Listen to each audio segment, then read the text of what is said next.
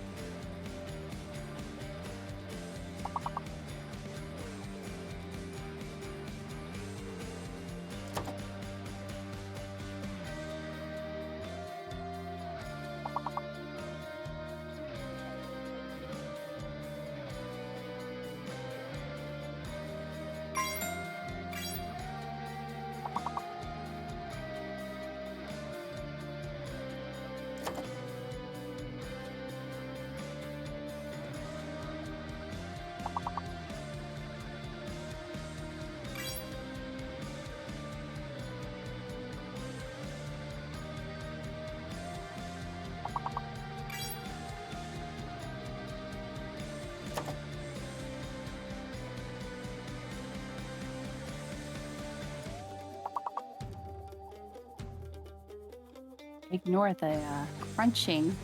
Zoe is underneath the desk.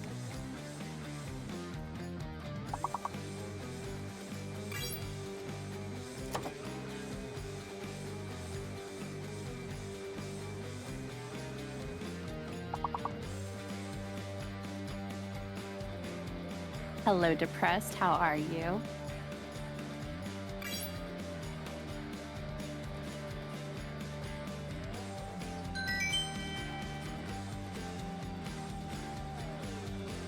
Welcome, welcome. Come on in.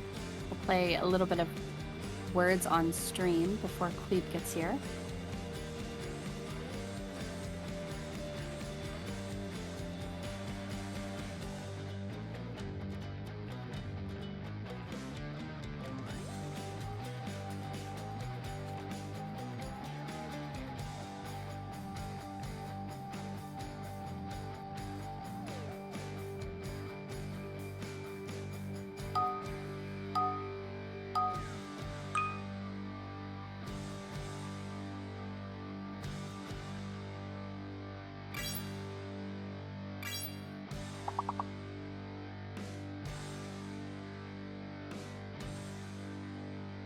Small Rog got it. The word of the day is boner, apparently.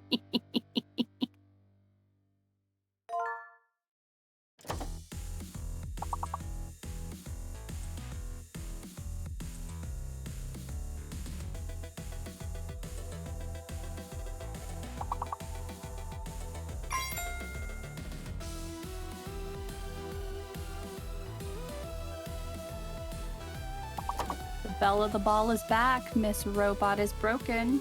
Is she broken today? Let's find out. How do I do this? Robot is broken. Say hello. Let's try that. Ah, she works. Fantastic. Robot is broken is our is a bot. We're not holding that against her because surely this is very confusing for her. For my art program almost gave me a mental breakdown, but I got a nut. Very nice. That's fantastic. What are you doing? Meth, stop. Or robot, stop. What are you talking about? Fuck.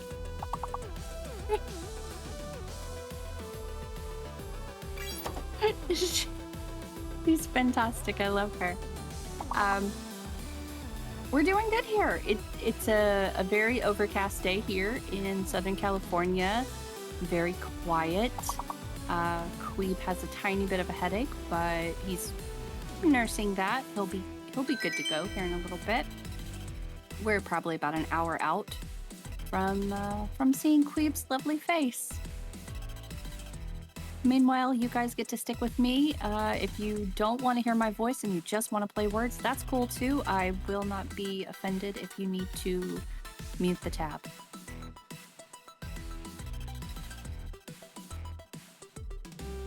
Oh, and Zoe's here. She has discovered Loaf's stash of bones, so she is under my chair crunching them very loudly because, of course.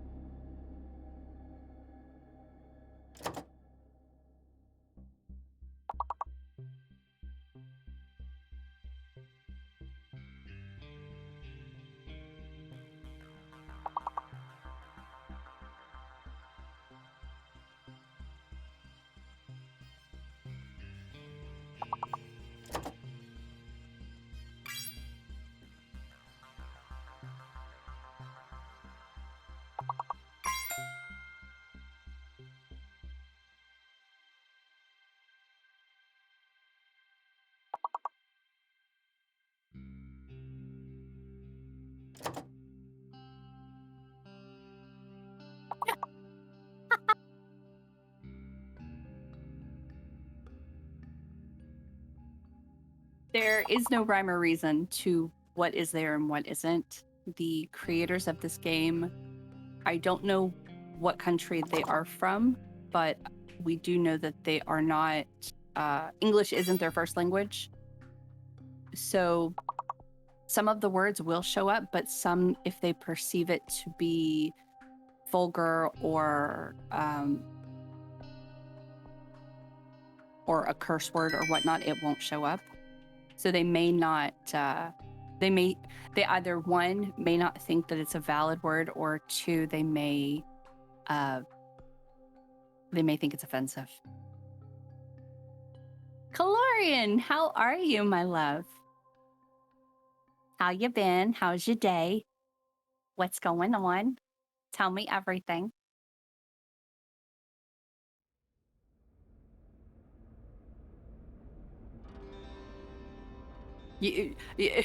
Small Rock's correct. It's like, yeah, you know what?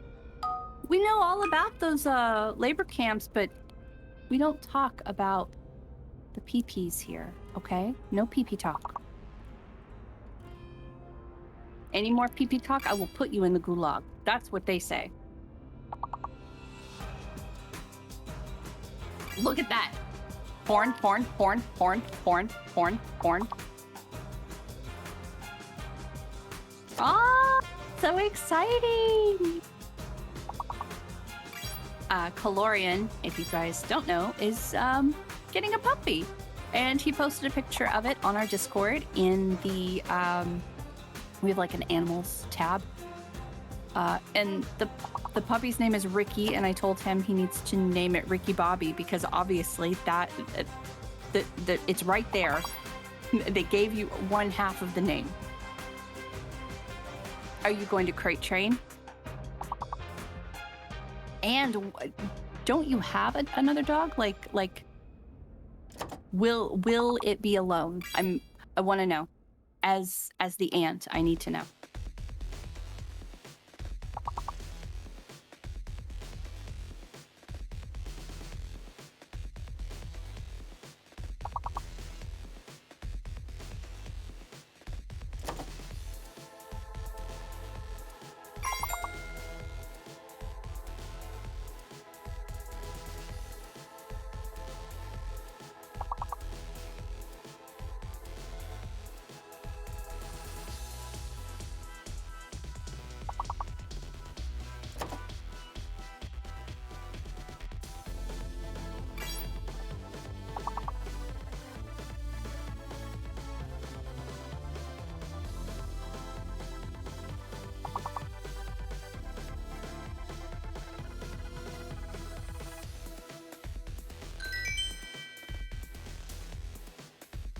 Job.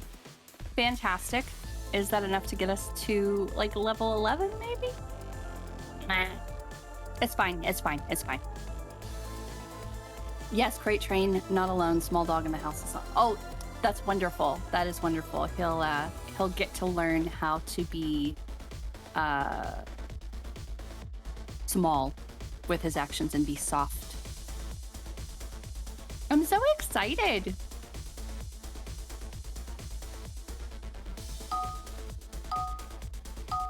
Puppies are great. I mean, puppies are assholes, but puppies are great.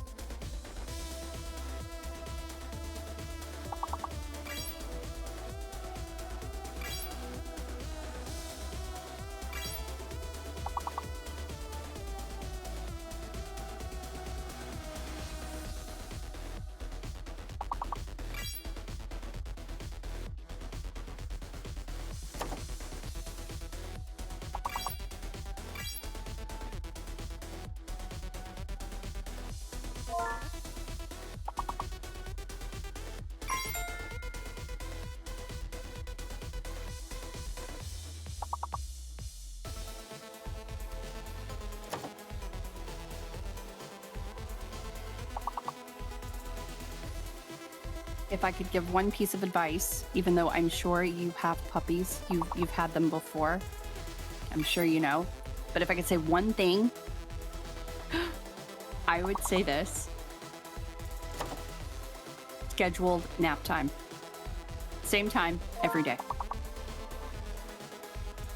The reason you are able to hear me right now, and the reason I am able to speak with you, is because Loaf's nap time, he goes down for 3 hours, usually around 4 or 4:30, and it lasts until about 7:30, 8 o'clock. Every day, even if he's like, if he's being a shithead, if he's being the most wonderful dog in the world, if he is super hype, if he is super sleepy, no. Thank you, robot. He has that nap time, and it gives me alone time. I love his face. I love his stupid face, and I love his fluffy brain, but boy, oh my god, he inspires some anger sometimes. He does, but it's all good because I'm able to sit here and speak with you while eating sour Skittles and watching people enjoy themselves playing words on stream, and hating that I don't get that opportunity because I'm not good at this game. Robot, what is wrong with you? What? I babysit my nephew 2 to 3 times a week. He'll take naps with the kid. Very nice. But also schedule alone time for yourself. I'm just saying, as his honorary aunt, I'm just saying.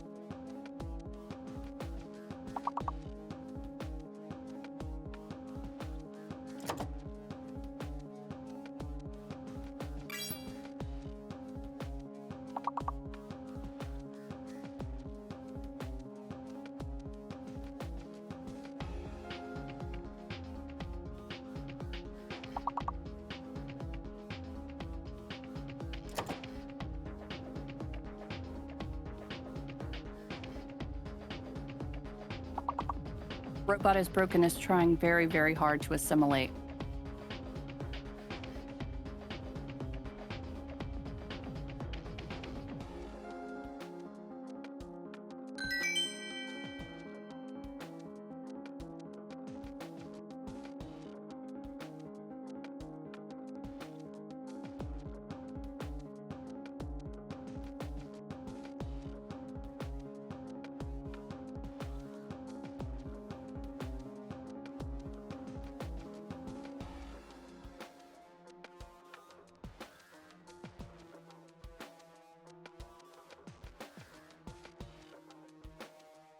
I'm super excited for you. Seriously, I love them. I think they're gorgeous dogs. And they can either be very trainable or very derpy. And I hope the one that you have is a fun combination of both.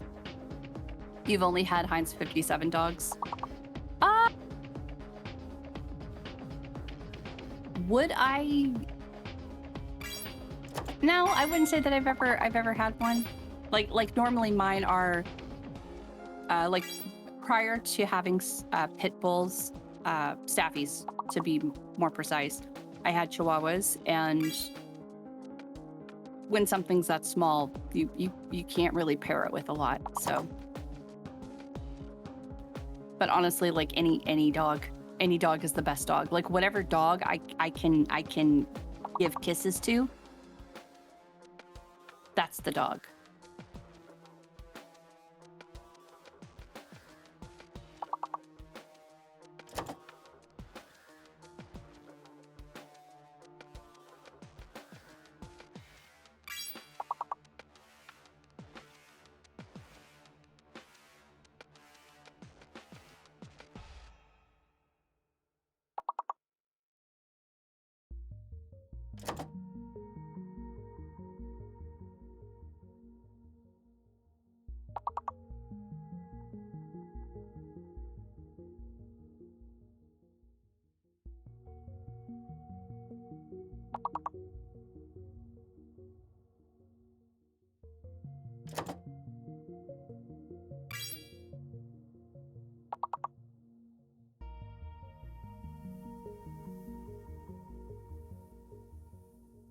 Finally, one.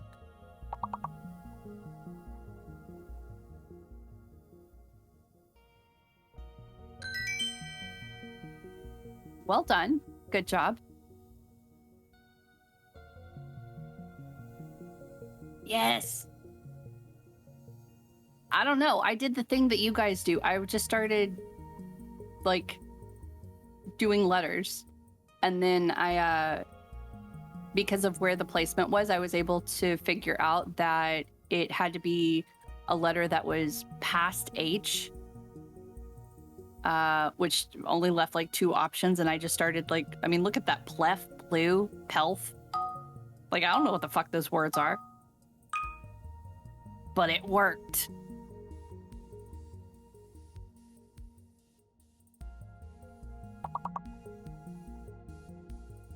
Of course, Jermaine says boned.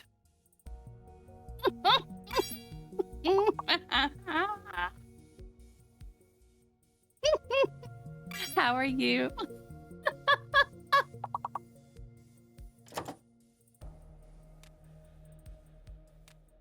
Money, especially when gained in a dishonest or dishonorable way. Nice! I'm getting educated. Thank you, Ordinary.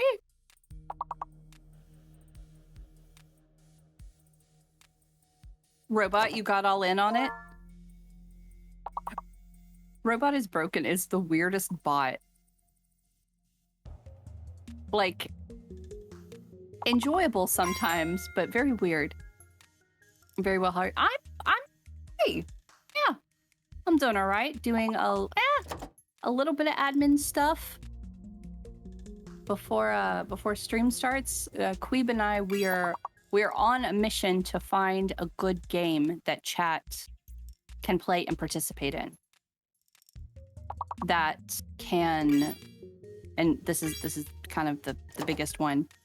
It needs to be like autoplay, like this is, because I'm not on McQueeb's computer. I'm on mine, and because I'm on my computer, whenever that leaves McQueeb's computer free, and he's able to set games up if he needs to. If he needs to do, you know, admin stuff before he starts, he's able to. It's a little difficult, but we will find something. I did find a game I want to play with chat. Maybe tomorrow, McQueeb says. That would be nice.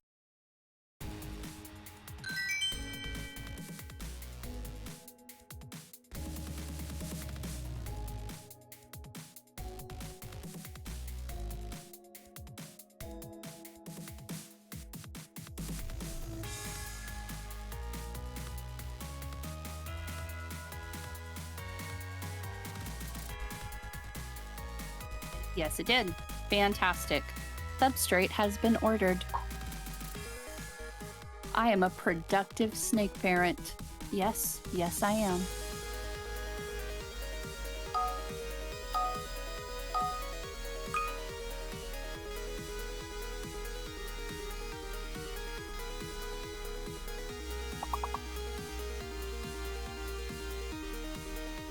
Starchy Pancakes, how are you? What a name. I think I've commented on it before. I like pancakes.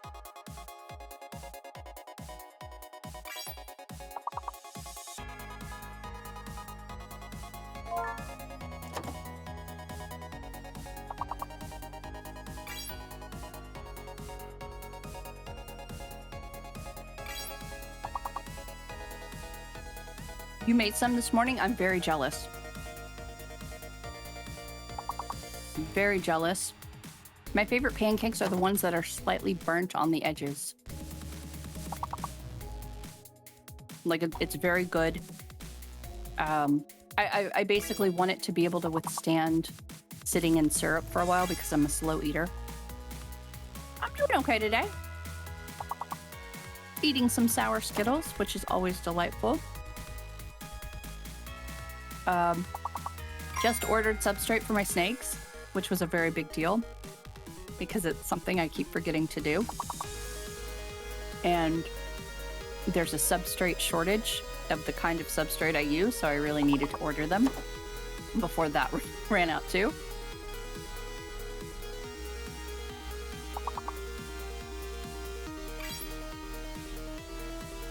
Hold on. Hold on. The key is to put just a bit too much sugar in there so it gets nice and crusty. Excuse me?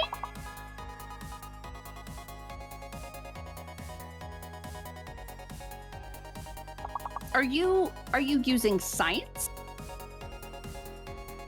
And caramelizing sugar so it gets the pancake a little nice and crusty? I shouldn't be shocked. Your name is Starchy Pancakes. Of course you would know. I don't make pancakes because they intimidate me if they are like not a box mix. Because yes, I'm okay with that.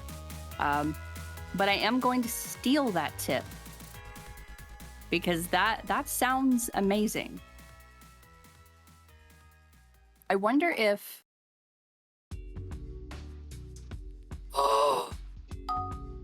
so I wonder if you put down a little bit of what's it called? Turbinado sugar. Put that down before you pour the pancake mix into the pan. That way when you flip it over, it has bigger sugar chunks to caramelize. I wonder what that would taste like. Or as soon as you flip it, sprinkle a little bit of regular sugar, not the chunky sugar, on top of the just flipped side, so it can sit there and gently melt. I wonder what that would. Okay, I'm gonna try that. I am gonna try that. Thank you. This is educational. Thank you. Oh my God.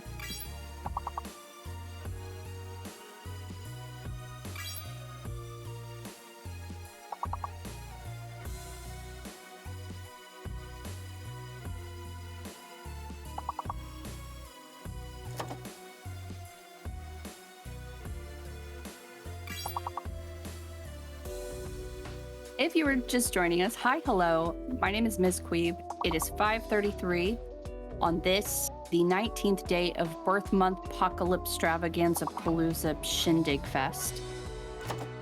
I am your host until Queeb arrives, which should be about maybe 30, 45 minutes. He'll be here. Until then, we're going to play some words on stream. We are less than 50 subs away from our next Amazon gift card giveaway. We are less than 350 subs away from not just the origin story of the Queeb name, which that has been long asked about for almost 3 years, but also our next major giveaway. That's happening at 1,000. Today we'll be playing Rogue Legacy 2. He will be playing Rogue Legacy 2, Backpack Hero, and I think the next game on the list to be played will be Loop Odyssey, aka Stuck in Time, which is what it's called now. It's only $90 away from being funded. So if you have any subs that need to be renewed, now would be the best time, especially if you want to see me play that. Someone yesterday asked me for a No Man's Sky check. I can give you a No Man's Sky check. It is still less than 1% funded.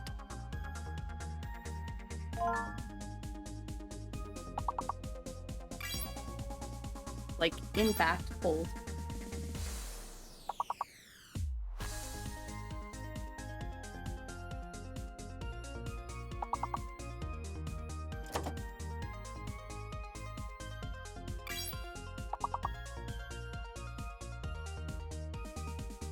I'm doing math.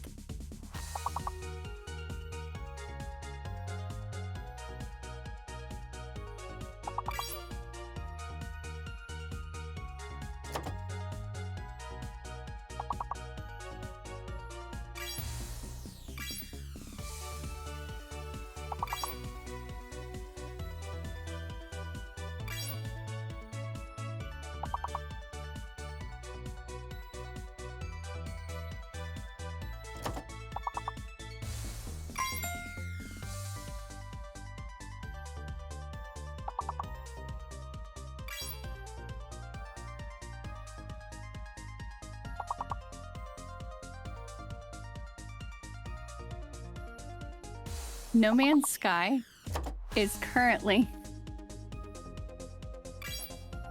0.02% funded.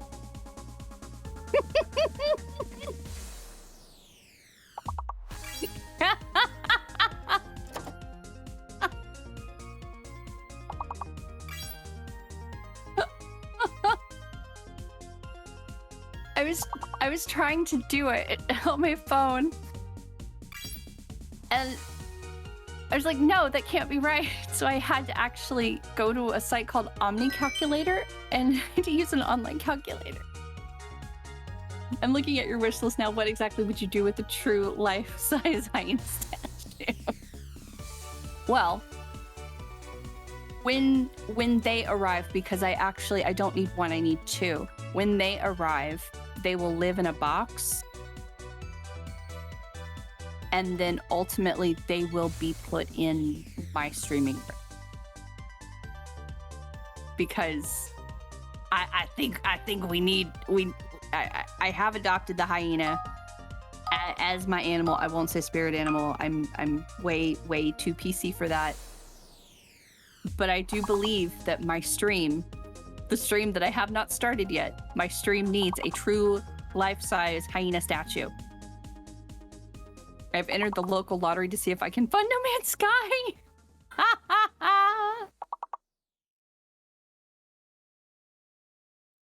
It's totally on my lottery win purchase list.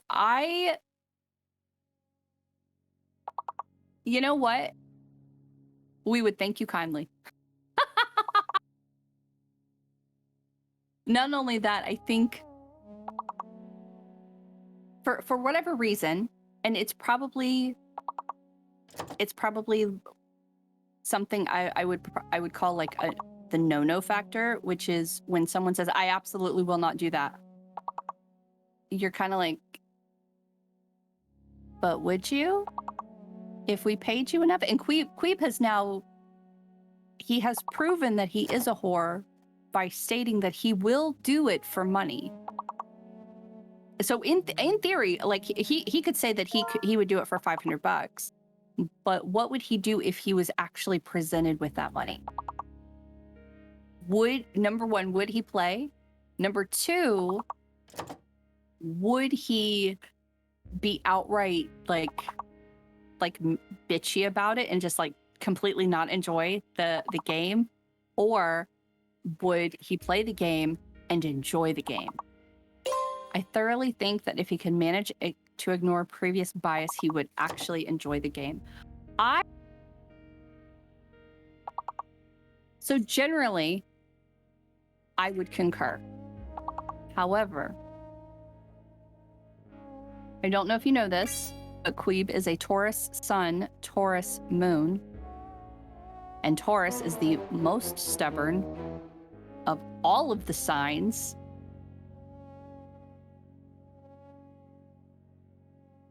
And he is two of them. He gets sheer delight in constantly believing he is right.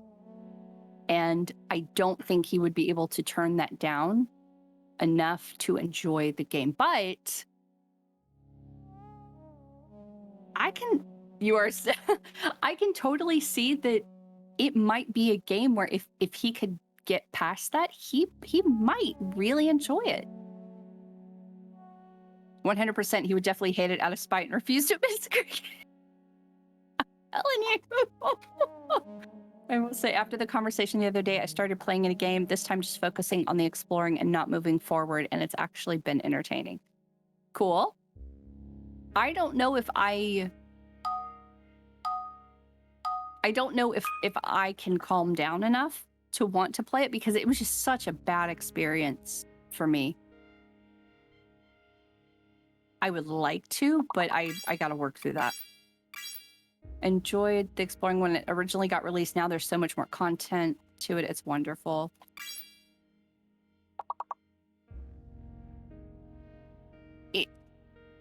If we completely ignore the fact that McQueeb has actually played this game in the past, I think he would really enjoy the game.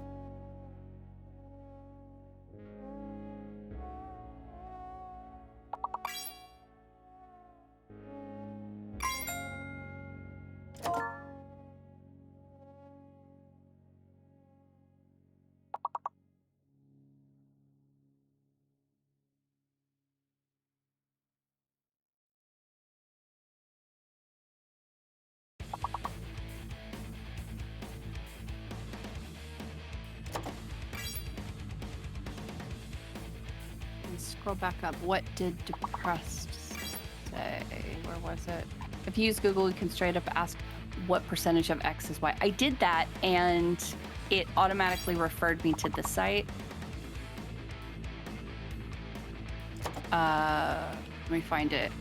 Yeah, so the first thing that came up was the Omni calculator. The second thing was a 15% of what number equals 69,420, then another percentage calculator, then another one, then another one, then another one. So I did have to use it, but it's totally fine. It's cool, whatever. No big deal.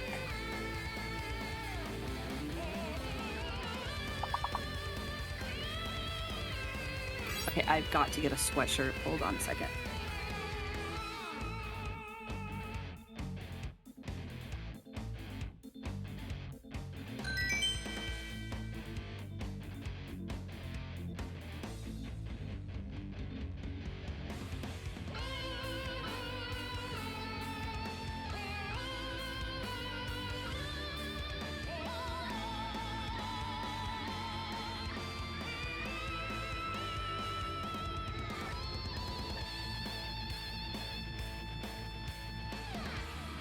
Zoe is very happy.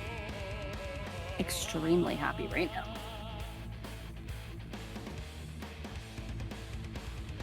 Good job. Level 3.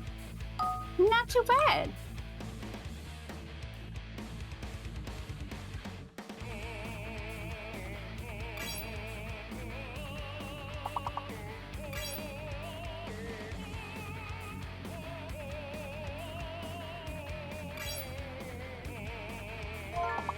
Oh, by the way, Depressed, I did not ignore your messages. I literally just opened them. I'm going to text myself a note to thoroughly read and get back to you. No, don't make me. I don't want to sign into Messenger. Hold on.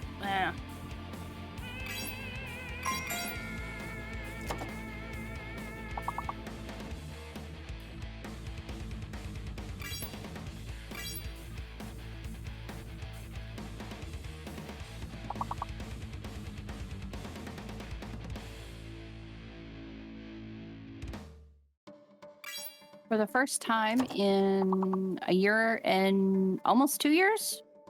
Yeah, almost 2 years, I am wearing something that is not a short sleeve shirt. Because it is fucking freezing in this room.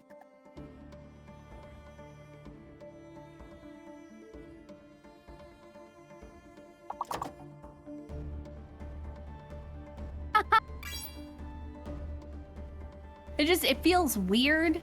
Like it's, I mean, it's a sweatshirt, so it's not like touching my arms because it's kind of baggy. Thank God it's not like the inside of it isn't touching my arms because it's soft.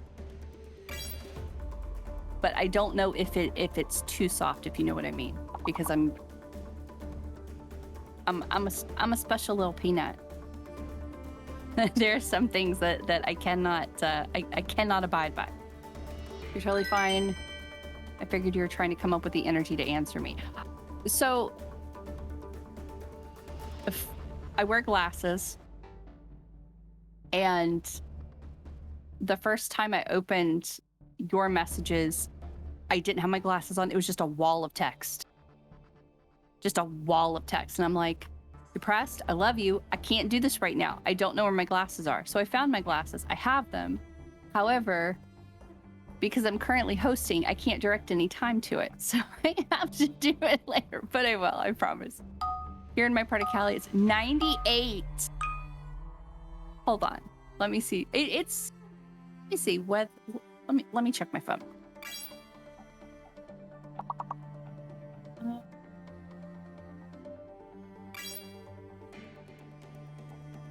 Right now,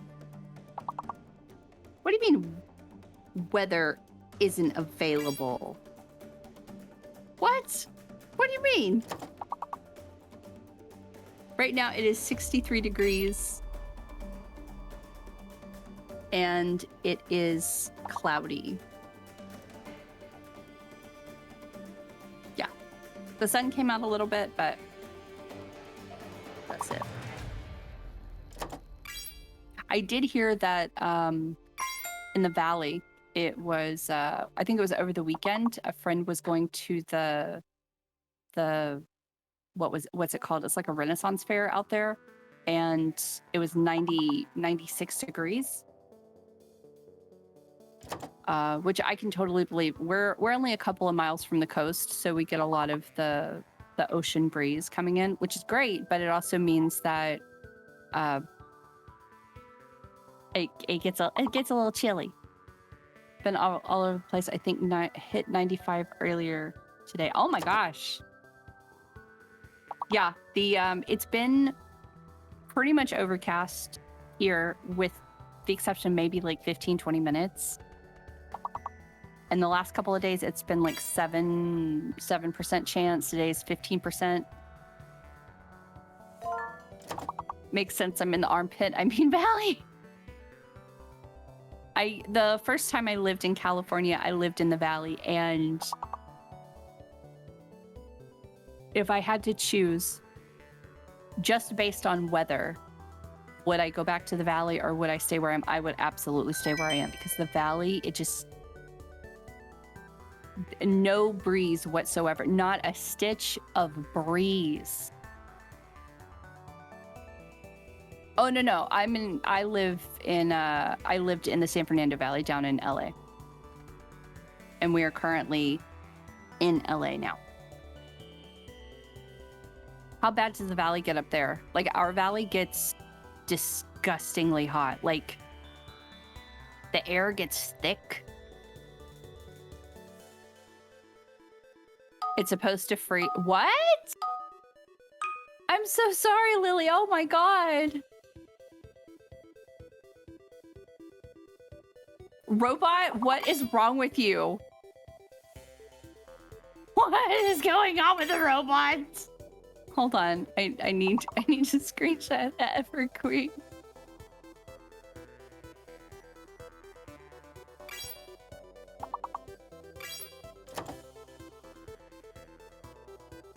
Robot is ridiculous.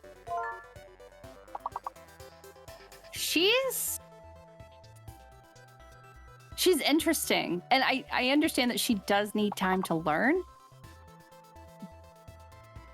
but maybe this game is not the best way for her to learn. I'm not sure how she did last night. Let me see. What did she do last night? So last night,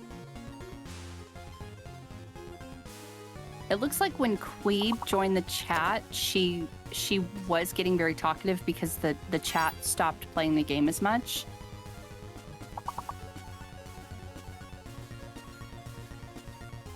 And then she started combining things. So like at one point, she combined someone's message about their dog and a fire alarm. So the message was, Captain Hook is my baby, sideways smiley. We just had a fire alarm thing. And then like the hands up thing, the hands up text emoji. It's very, it's interesting. It's interesting. But then it looks like she stopped, like the chat was active and she slowed down considerably. And then she was outputting like maybe one message every 30 to 45 minutes or so. I don't know. That's fine. She has to learn.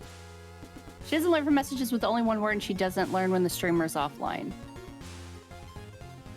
I don't remember what time McQueeb signed off last night. Maybe that's why she stopped. But like her last 4 messages, she did the next one 45 minutes later, the next one 40 minutes later, the next one an hour later. And I know that the chat was active. So I'm not sure why that is. That's very weird. Captain Hook is your dog. No, Captain Hook is... Hold on. Let me look. Shillelagh. It's Shillelagh's dog. Is Shillelagh in here? Shillelagh! Shillelagh is not in here. Yes. There's a picture of Captain Hook now in Discord. No, our dogs are... short names are Zoe and Loaf.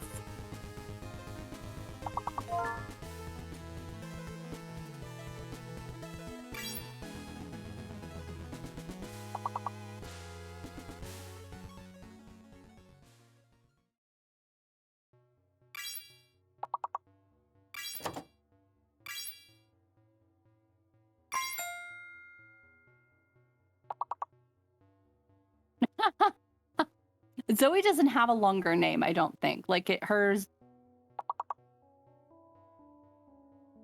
What was her original name when I got her? Her name was Duchess when I adopted her from the shelter. And then her name... It was Zoe Lynn. And then what was your middle name? It was a random female name. It was like Zoe Lynn, Michelle, or Denise, or Nicole, or something like that. And then Loaf, I mean, everybody knows Loaf has like 84 names. And I keep adding one every single day. Or every time that he does something that just like ticks me off. Like I added Abernathy to the list whenever he uppercut my jaw with his head last week. Was it last week? Yeah, that was like over the weekend. And I wasn't able to chew on one side of my mouth, and then I had like a bump underneath my jaw, which I still have. It feels like it's going down, thank God. But yeah, he was he got Abernathy added because that's such an Abernathy move. Like, really?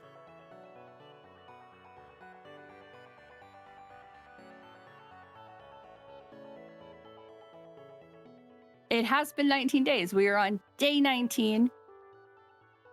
Going until day 31. I have to do the 30 days have September thing. I know some people can do it on their knuckles, and I'm not that smart. Like, it confuses me.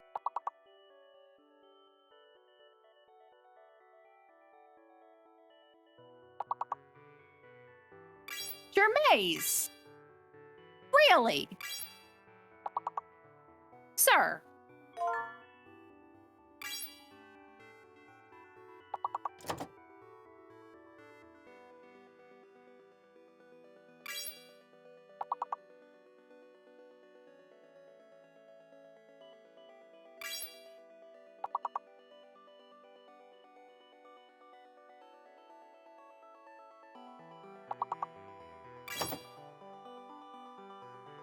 Thirty 30 days of September thing.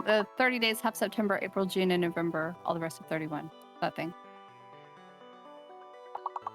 Someone had to test it. Someone had to try. Yeah. And it's always one of a very specific list that tries. Or it's a complete noob who has never been in the room before.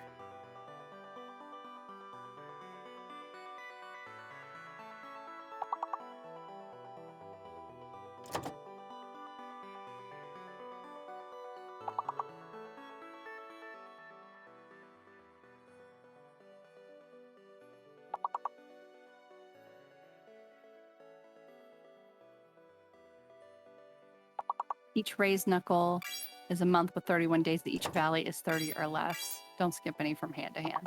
But see, here's the problem. I have to remember that. Like, I have to remember it. I have to remember to do it. Because otherwise it's like, wait, hold on. What do I do? It's something with my hands. Do I count my fingers? I told you, I'm fluffy brain. I'm doing my best.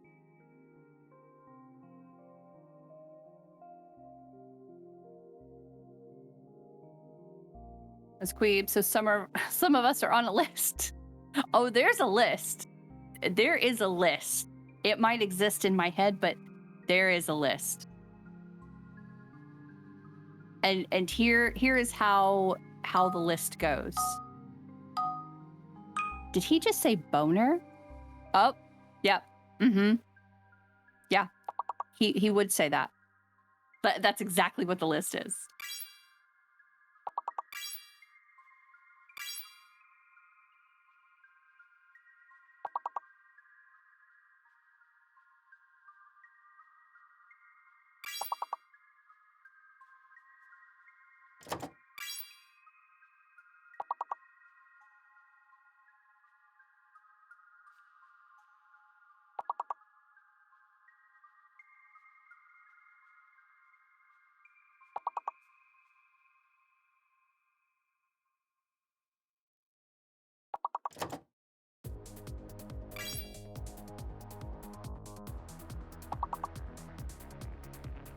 All limits have a shim, but what does one need to know ahead of time how many days there are in a month? I don't know. If it's a random conversation that comes up, if you're trying to plan something and you don't have a calendar handy and you're trying to figure out how many days are in between one date or another, you need to count, but then you remember, oh yeah, that's right. We use that stupid ass clock calendar system where we have to, like, every month has different days and some shit. What the fuck? And then you have to, like, count. Generally, I'm okay about it, but sometimes I do forget, and I have to do, like, 30 days, half September, April, June, and November. Because I don't remember to do the valley thing.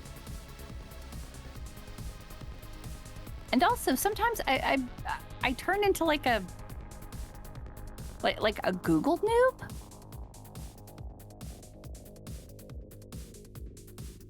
Like, I have extreme Google foo. I have, like, I am exceptionally amazing at Googling stuff and finding weird information. It's been over 20 years. I'm pretty good at it. And sometimes I just have, like, a blind spot. Like, why would I Google months? You know, like why would I Google how many days are in September? My brain completely forgets that that is an option, and I don't have to sit here and figure it out on my own. I can ask for help by asking Google, which technically it's not asking help. Technically, it doesn't count. I don't know how to use the 3 seashells. I wish I did. However, all restaurants are Taco Bell, therefore Taco Bell best restaurant.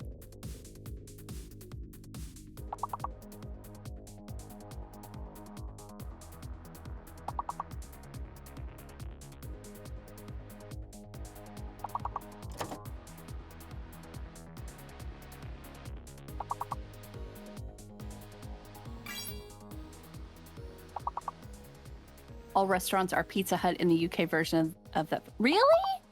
Oh, that's wonderful. Oh, that's awesome. That is super cool. Same, Calorian. I would have so many.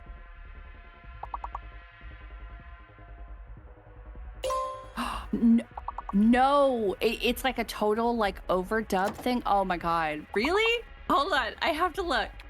Hold on. Demolition Man. Pizza Hut. Different. No, stop. Okay, hold on.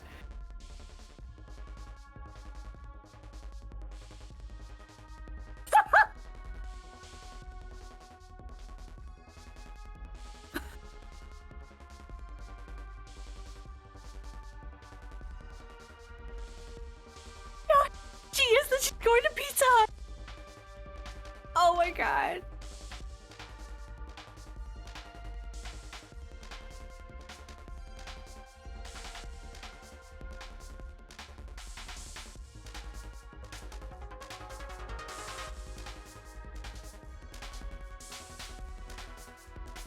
Wait, hold on.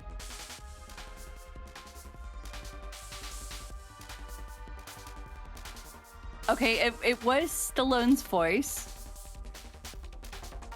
I think the first guy, it was his voice, but he pitched it very weirdly because the whole line it has this gravitas to it where he was like, you know, I invite you to accompany me to Taco Bell. Like it's very like, ooh. And they tried to say Pizza Hut the same way, and you can't really do that. It doesn't work.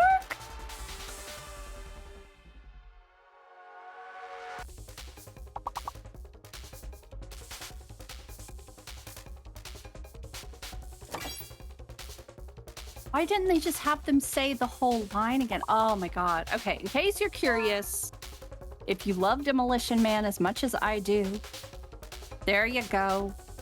There's the video. I cannot express to you how thankful I am that you have given me this piece of trivia that I did not know. I had no idea, and now I do, and I'm so happy. Thank you. Thank you, thank you.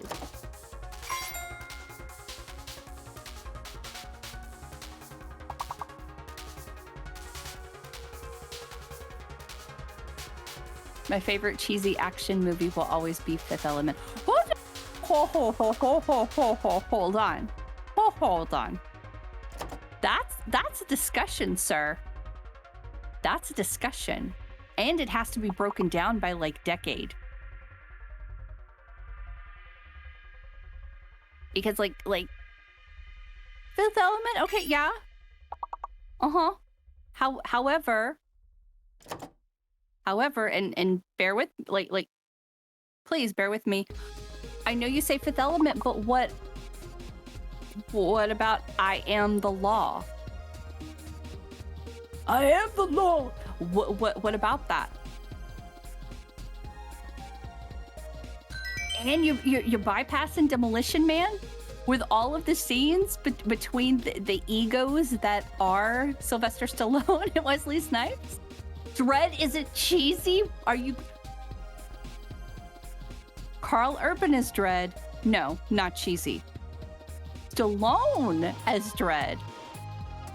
That's like a cheese pizza on top of some like cheese stuffed cheesy bread, baby. Whoa. In what way is the Fifth Element cheesy? Take it up with Ordinary. I didn't say that. Take it up with Ordinary. Starship Troopers? Oh, the first one, yes. Even though like there was no need to see boobs. There's no need. It's fine. Whatever. Wonderful movie. Delightful. I love that. What is that style? Where it's like... I know that pardon me. I know that there is a style called retrofuturism. I don't think that movie falls into that category. But like where it's like almost like a mockumentary propaganda retrofuturism type thing. Do you know what I'm talking about? But I love that. Like it's very, very well done. I cannot say that for any of the rest. But the first one is pretty good. Stallone as Dredd doesn't exist. My brain deletes it as it watches it. Oh, come on. Really? Even with Armando Santi?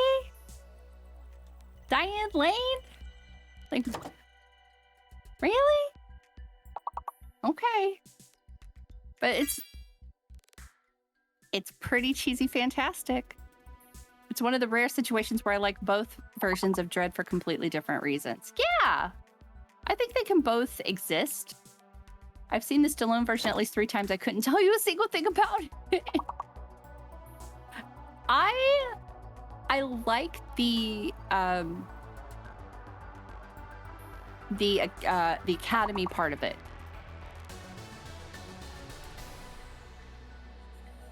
For whatever reason, that part fascinated me the most.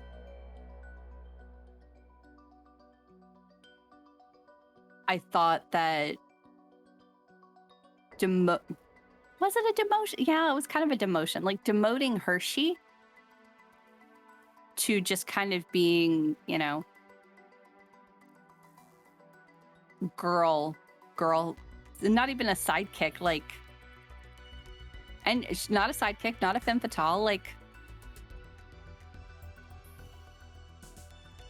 a romance option, basically.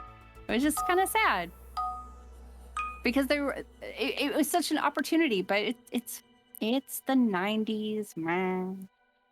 Any Love for Men in Black? Are you kidding? That's an amazing movie. I definitely love them. Super good, super fantastic. If we're talking about action movies in the 90s that are at least slightly cheesy, I see all of your responses, and I am just going to say 3 words to you. Wild Wild West. Because that entire movie was fantastic. It was amazing. It was wonderful. It holds a place in my heart. Truly, it does.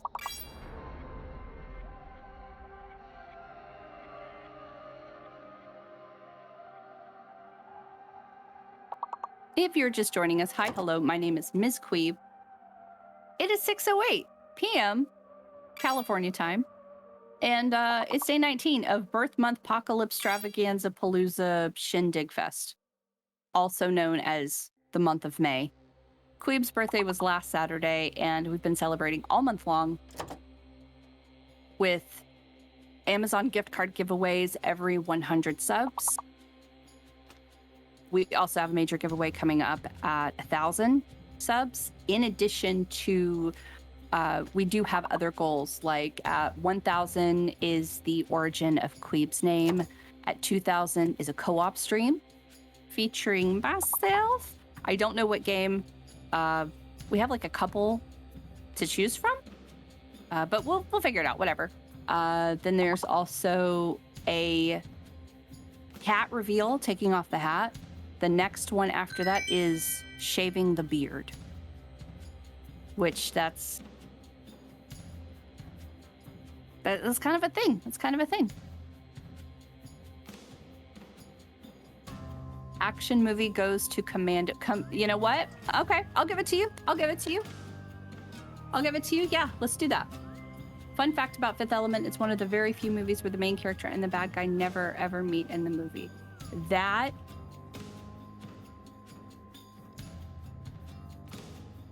is true. Holy fuck. Yeah, that's true. Okay.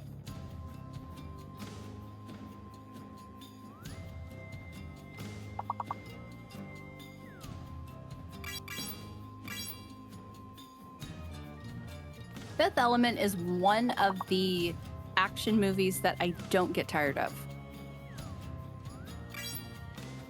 It's campy, but it's not too campy. It takes itself seriously. Like, even with the shit that Dallas wears, he still takes himself seriously. See, it's perfect. I am a me popsicle. He's wonderful. Everyone in that, and even him just kind of being this dour sort of like, I don't have enough credits. I can't do this, and fuck life, and I'm just gonna smoke this cigarette that has like barely any filter on it, and I don't know. And you could tell that he doesn't enjoy his life. Even then, he's not mocking people for what they're wearing or what they're doing. I wonder what's under the beard. Hell, I wonder what is more connected to him, his beard or his beanie.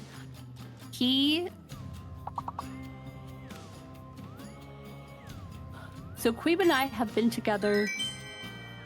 In December, it will be 7 years. Before that 7 years, we were like Facebook acquaintances for 5 years. He has always had the beanie. The beard recently turned 3. So the beard is 3 years old. The beanie has to be like 12 years old by now. Like, and it's not any beanie, it's that beanie. That specific one. Rush Hour takes the action comedy cat. Rush Hour, wonderful. It's so good.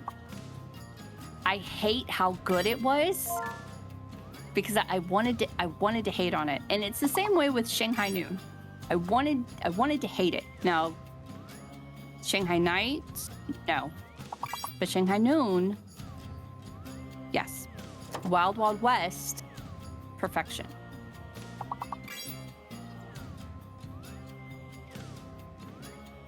What else? Let's do this. 90s action movies. Are you kidding? You forgot it. Faye's nickname comes from that movie. Top 50 1990s action movies.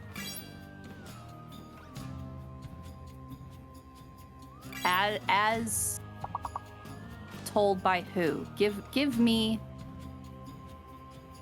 a good person, not just a random list that some a-hole made.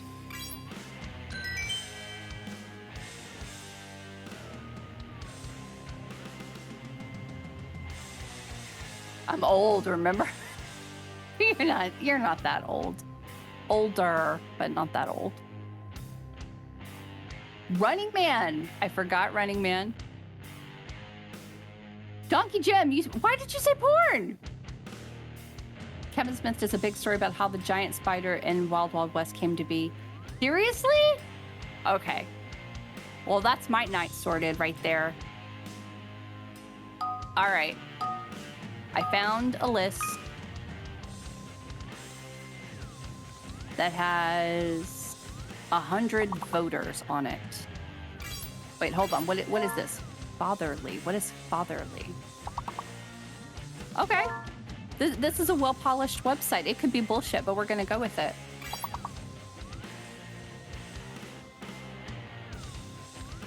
Mean Hatter, how are you? Welcome. Come on in. We're playing words, and we're talking about 90s action movies. You have to tell us what is your favorite 90s action movie, and what is your ironical favorite 90s action movie. I'm going to assume that one picture of him is Photoshopped because I desperately want to believe it's connected to his head. Let's see. Hold on. Number 15, Desperado. Hi, Queeb. So, what's up? Oh, okay. So number 15 is Desperado. I never saw that. No, but Desperado makes me think of Assassins because I believe I read something that said that Antonio Banderas was hired to be in Assassins because of his performance in Desperado. Let's see. Number 14, Clear and Present Danger.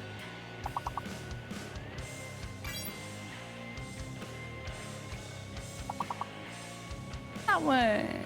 Like, I remember who's in it, but I don't remember the actual movie.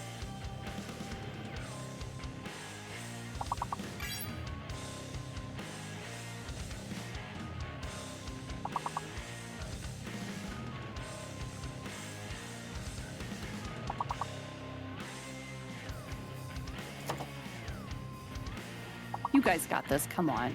You got it. Also Leon, but not sure if you'd call it action, though.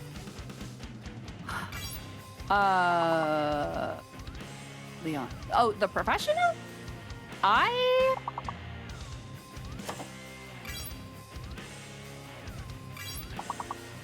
That's actually... That's very astute. It's not a classic action movie. Is there a category like action drama? Because it's not suspense. The Professional.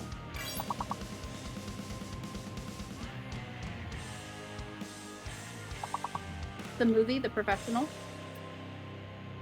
We're determining if it is an action movie or not. There is action in it, but is it an action movie? Well, here it's called The Professional. Yeah.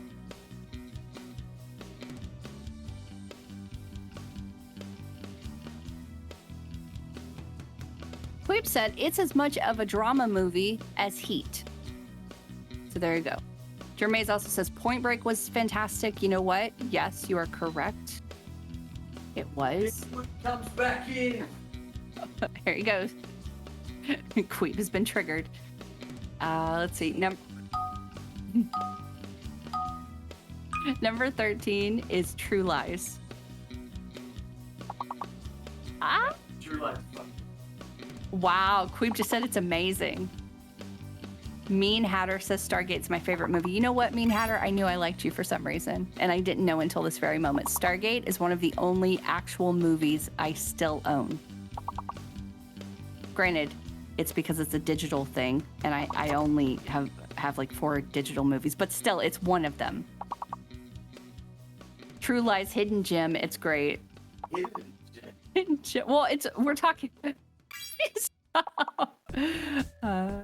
Heath, that's a good one. I feel like I can think of a word on my own, but I'm probably just seeing a word in the chat without realizing that's where I came up with it.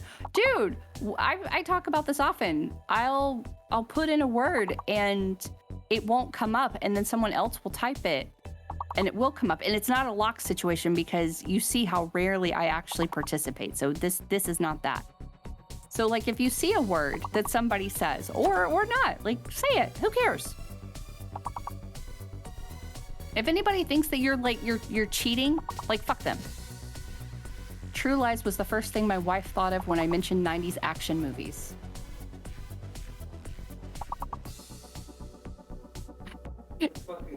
We've said he loves that you watch the stream together. He thinks it's so fucking cool. Untan. Is untan work? Queeb is very untanned. Extremely, like, sickly almost. Oof. I will not settle down. I liked True Lies. It is very indicative of the time period. That movie, I think, could only, in the way that it was made, it could only exist in the 90s. Most people I mentioned True Lies to haven't heard of it. What? Stop. Number 12, Cliffhanger. I saw this. I love Cliffhanger too. I saw it in the theater. Well, it was the dollar movie. Still, I saw it. Is Days of Thunder an action movie? Days of Thunder would qualify as an action movie. There is that scene when Michael Rooker and Tom Cruise are driving to the dinner with the race car exec, the owner. It's a lot of action. They drive through puddles and they do jumps. No, I don't think it's an action movie either. It's a shame because it deserves to be on every list. Should. Number 11 is Enemy of the State. Oh, these are some good films. I could watch all of these. That's why I said, like, every other list that I found, it was like some rando making a list, which I could say. Oh, Jameis just did it. Look, what about the race on the wheelchairs? Yeah, when they're coming out of hospital. Demolition Man. You know what, Mean Hat? You are about 20 minutes too late. I think that's how we got into the conversation, yeah. Because Demolition Man, that's a fuck yes for me. It is a fuck yes. It is wonderful. It is amazing. By the way, if anyone hasn't seen Enemy of the State, you should. It's, even though it's a movie from 98, it is culturally relevant.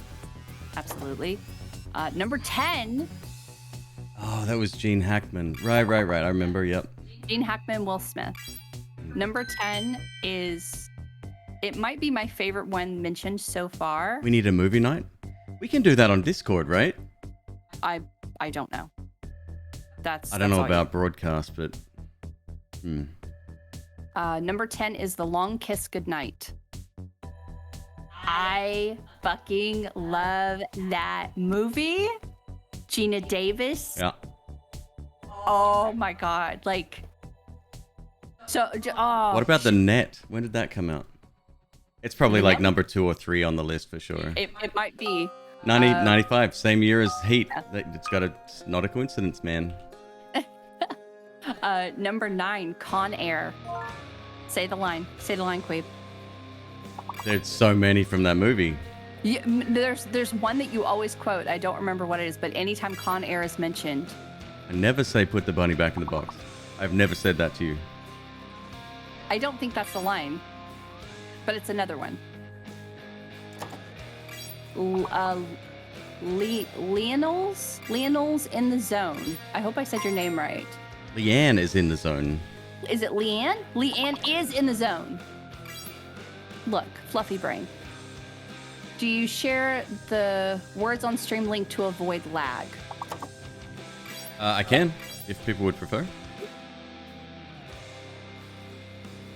We got a lot of good movies being mentioned. I am going to scroll back up and grab some of those ideas. Hopefully I can before like they disappear. Number 8 is Bad Boys. Yes. Bad Boys is good. I love the sequel too.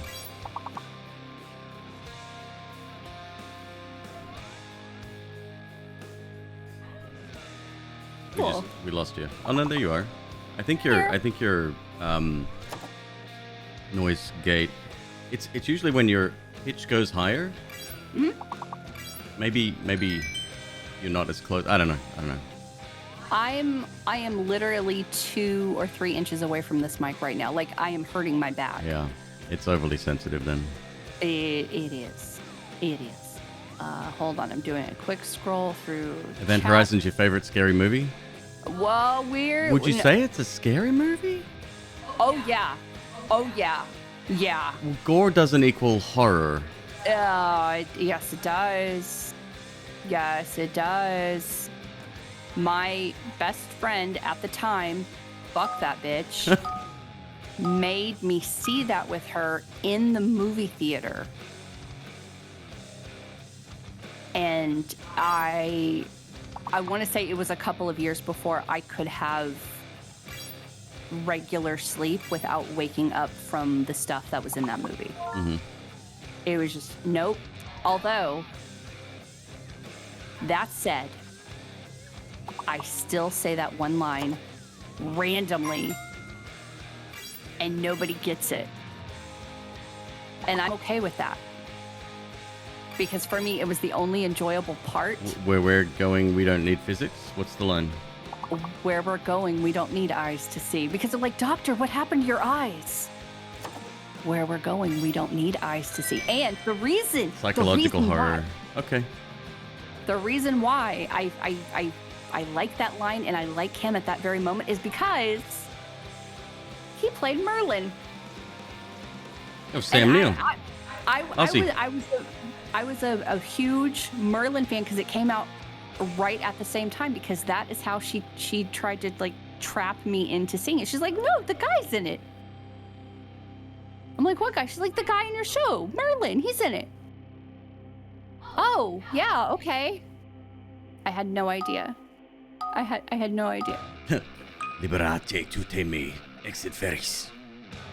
There's a little bit hidden. We didn't hear it before. I heard it now just because the story told me that we just heard it. He's fantastic in anything he's in, but that movie that's a fuck no. Number 7, Speed. Number 7 is Speed. The best part of Speed is the opening 15 minutes. I might agree. I find the elevator situation so much more engaging than anything following that.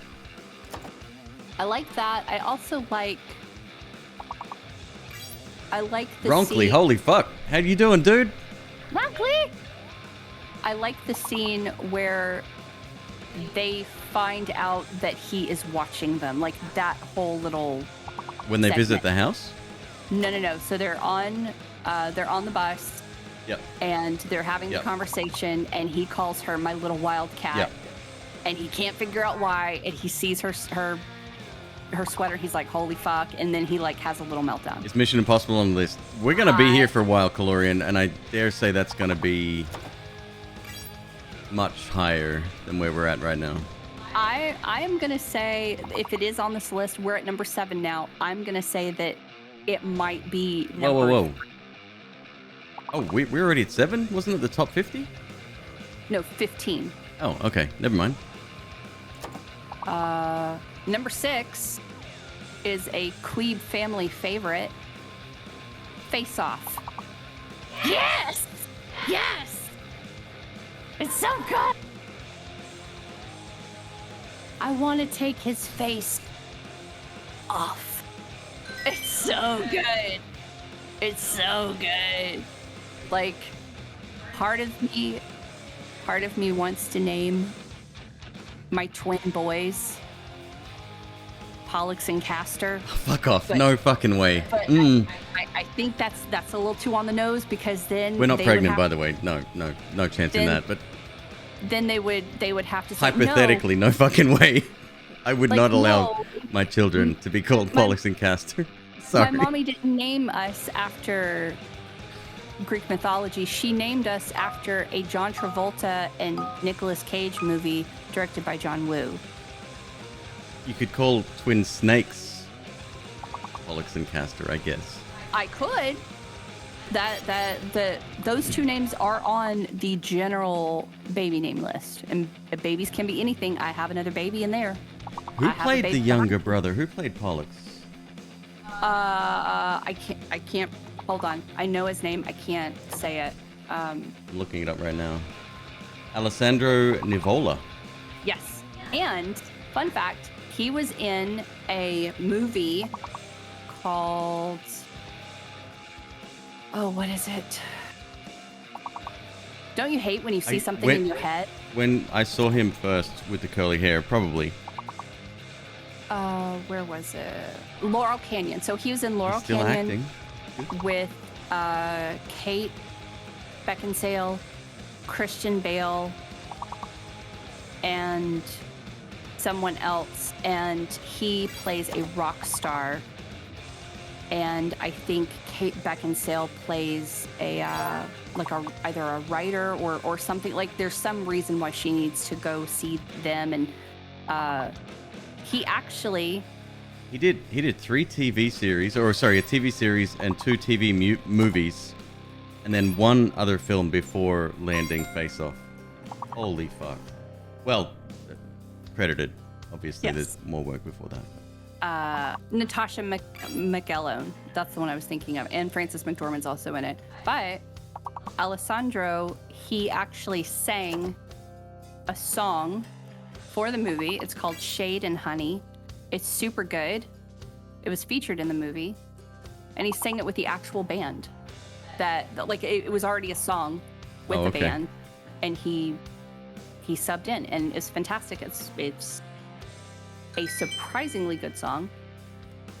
So that was number 6. Oh, well, I was wrong. Number 5, Mission Impossible. Wow. Okay. It could be much higher. Calorian is correct. I could eat a peach for hours. I could eat a peach for hours. Also, I hate to see you go, but I love to watch you leave. Fuck you, Nick Cage. That's amazing. Fuck you. Ah. No, that wasn't Nick Cage. That was John Travolta. No. As Nick Cage. Yep. Yep. That was after they switched. I like the prison scene with those magnet boots. I like that whole like that was at the very beginning after he had switched, and basically what I'm trying to say is Nick Cage unhinged is amazing, and he played a very good unhinged Sean Archer. He often plays a very good unhinged blank. Yeah. He does. I wonder why. I say the peach line all the time when I'm pretending to be a dirty old man and don't want people to realize. Jermaine, stop. There's no way that people can't recognize. No. They have to know. They have to be like, what the fuck is this guy talking about? What? Anyway, Mission Impossible should be higher on this list. It's all of them are good. The first one is wonderful, and I don't know if it's because Jon Voight is in it. And it's more. It's less actiony. Very different film from everything that followed it. Yeah. It's definitely like suspense, I believe. Like it was an espionage thriller. Yeah. I think he tried to make it. It's a very confusing movie, by the way. It's even for me now, at the age of 42 years young, and knowing the plot and seeing it a dozen times at least, it's still a very confusing movie. Maybe I've seen it so much that I can't be objective because I love it. It's fantastic. Pop quiz for chat. Germais, you're excluded. Let's do it. What is the email address that he gets his jobs from? Kragan, we are talking about Mission Impossible. We're on number 5 of a 15 best 90s action movies list. Whoa, Mav. Relax, bro. Oh, what's up? Don't be a jerk. What's up? No, what they're doing This is a fun fucking game. Just chill. they're throwing whatever letters together that they can. Nothing wrong with that. Oh yeah, I'm not a Christmas movie person? Mission Impossible? That wasn't Christmas. No, it was not Christmas. Now I have to look it up. God damn you, Kragan. July 14. Well, Christmas in July. It tracks. Okay. All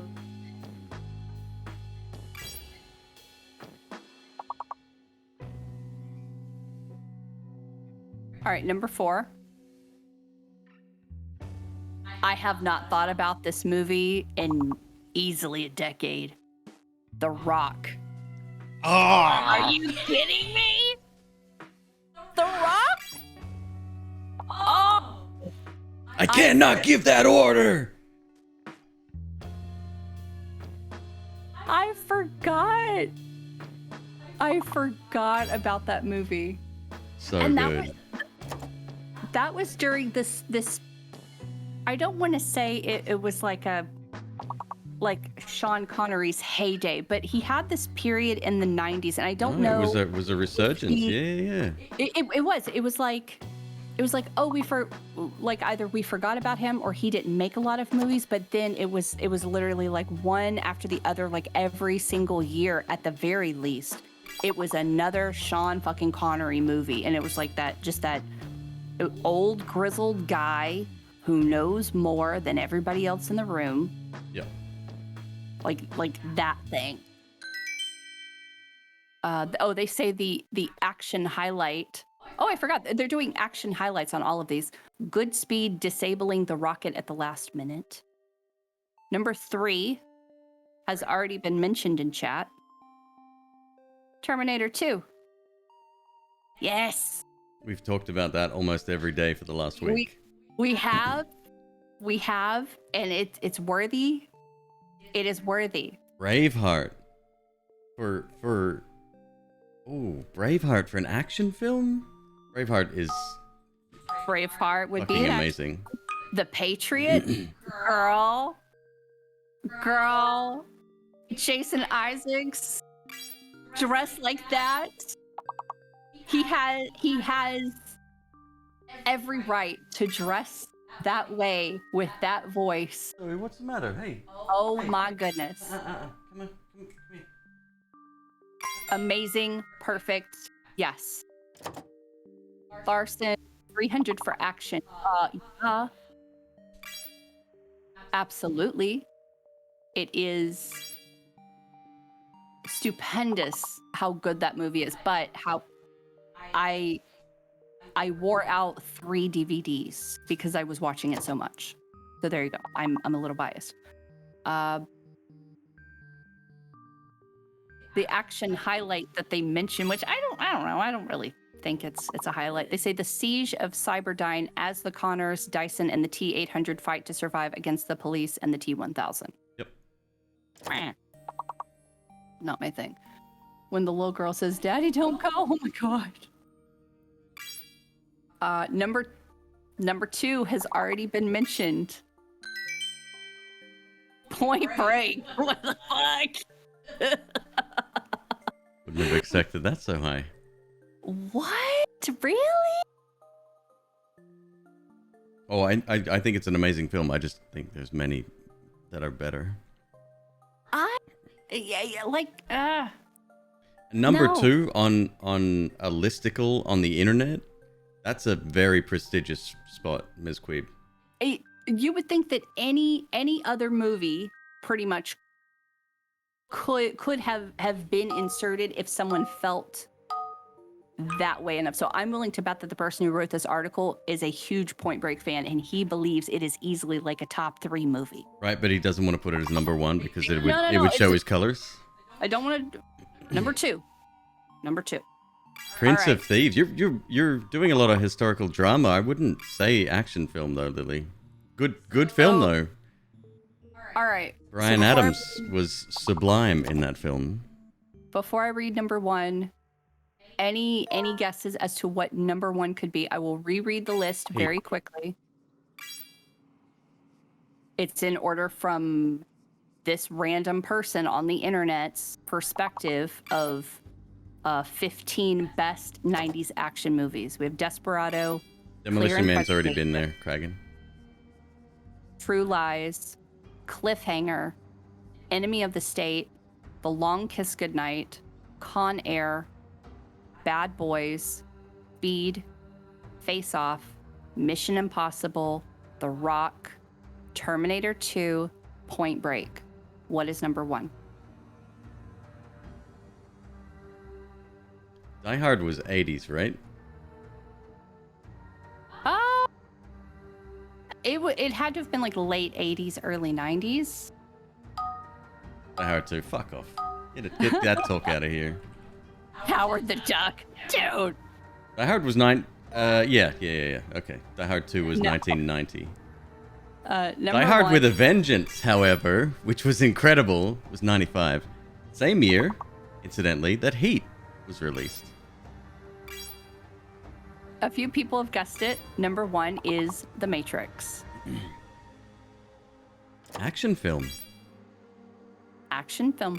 And that's the thing. I don't... That's a sci-fi film, I'm sorry.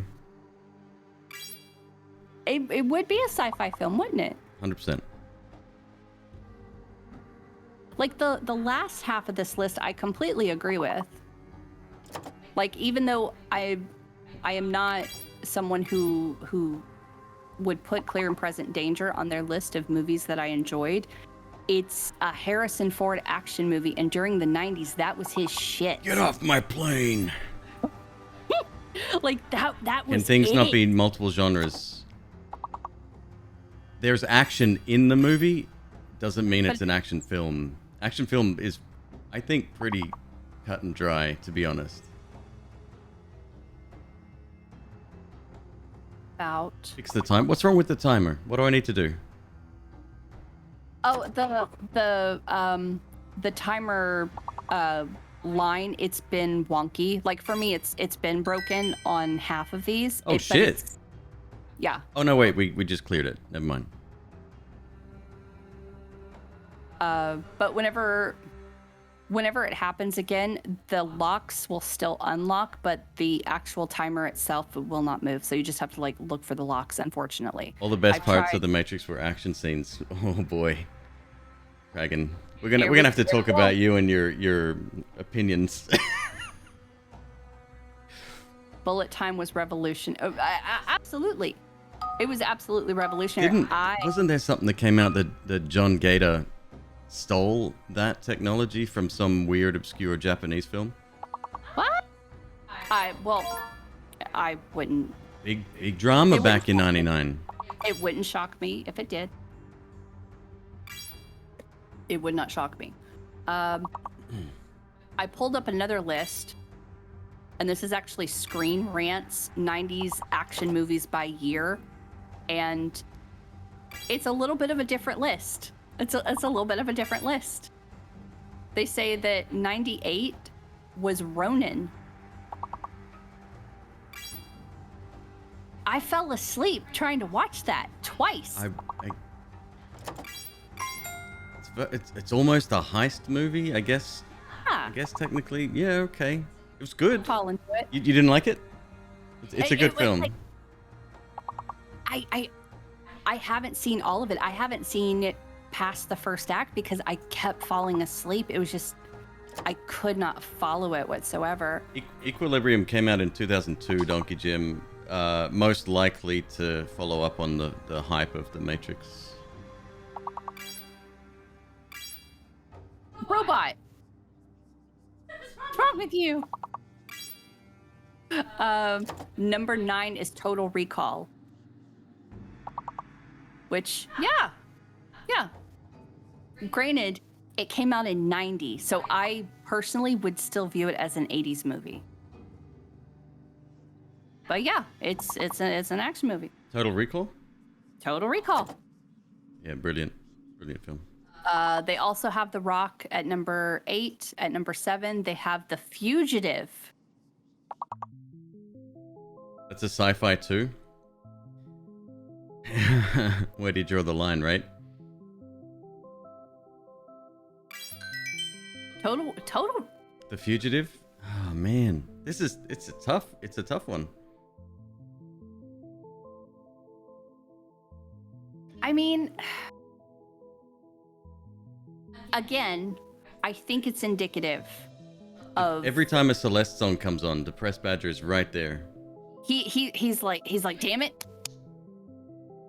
I think the For the Harrison Ford. memory of a lifetime.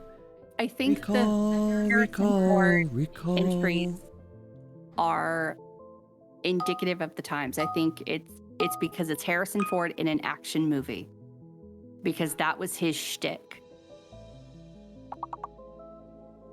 That's the only that and yeah. He kind of fell into that. Wasn't I mean what he's like Random Hearts, and that's Harrison Ford, and then Indiana Jones, I guess. It's just I don't know, it's weird. They also have Speed on this list. They also have Face Off on this list. Number 4, Die Hard with a Vengeance. It was it was pretty great film. Yeah. And then the little caption that they said was 1995 was a terrific year for action movies. Pierce Brosnan's Bond era got off to a great start with GoldenEye. Ghost in the Shell set the template for The Matrix, and Heat featured shootouts so intense that they're screened during police training. But above all, in 1995, Die Hard got the best sequel. They have number 3 as The Matrix.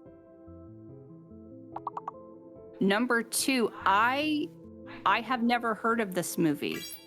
Hard Boiled. I haven't seen that in a long time.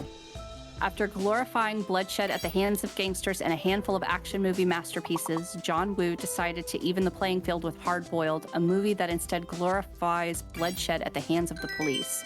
The action scenes in Hard Boiled, particularly the visceral shootouts, rank among the greatest ever put on film and influenced action movie choreography for years to come.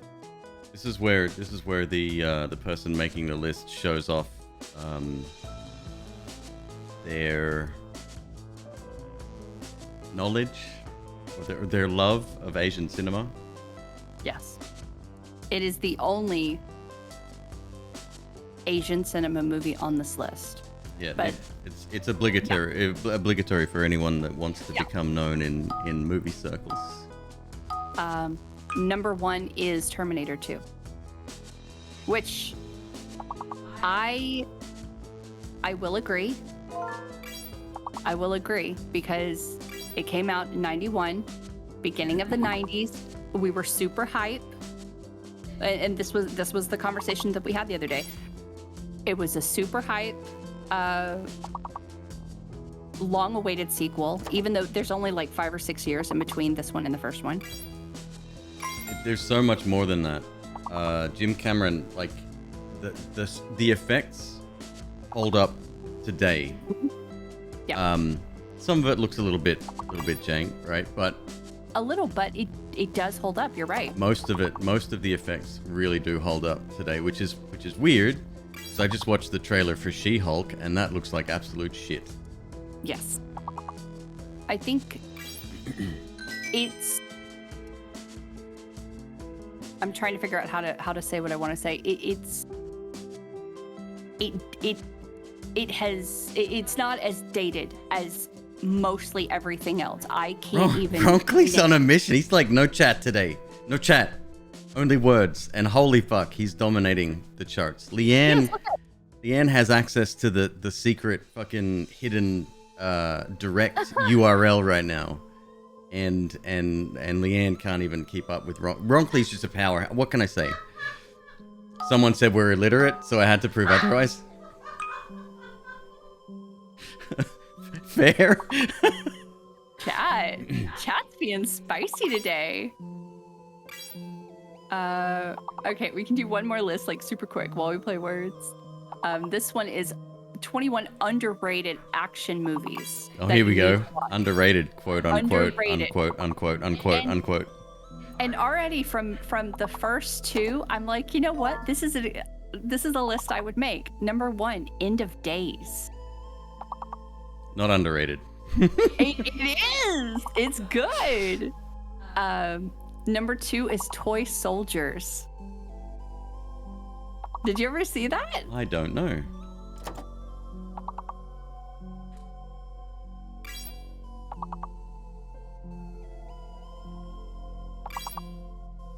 I think these kids are at a military school and it gets hijacked. Never seen it. And so a few of the boys come together and they have to like... That right there, that's an underrated movie. It is very dated. It is a very dated movie, even by like 10 years ago standards. But it's good.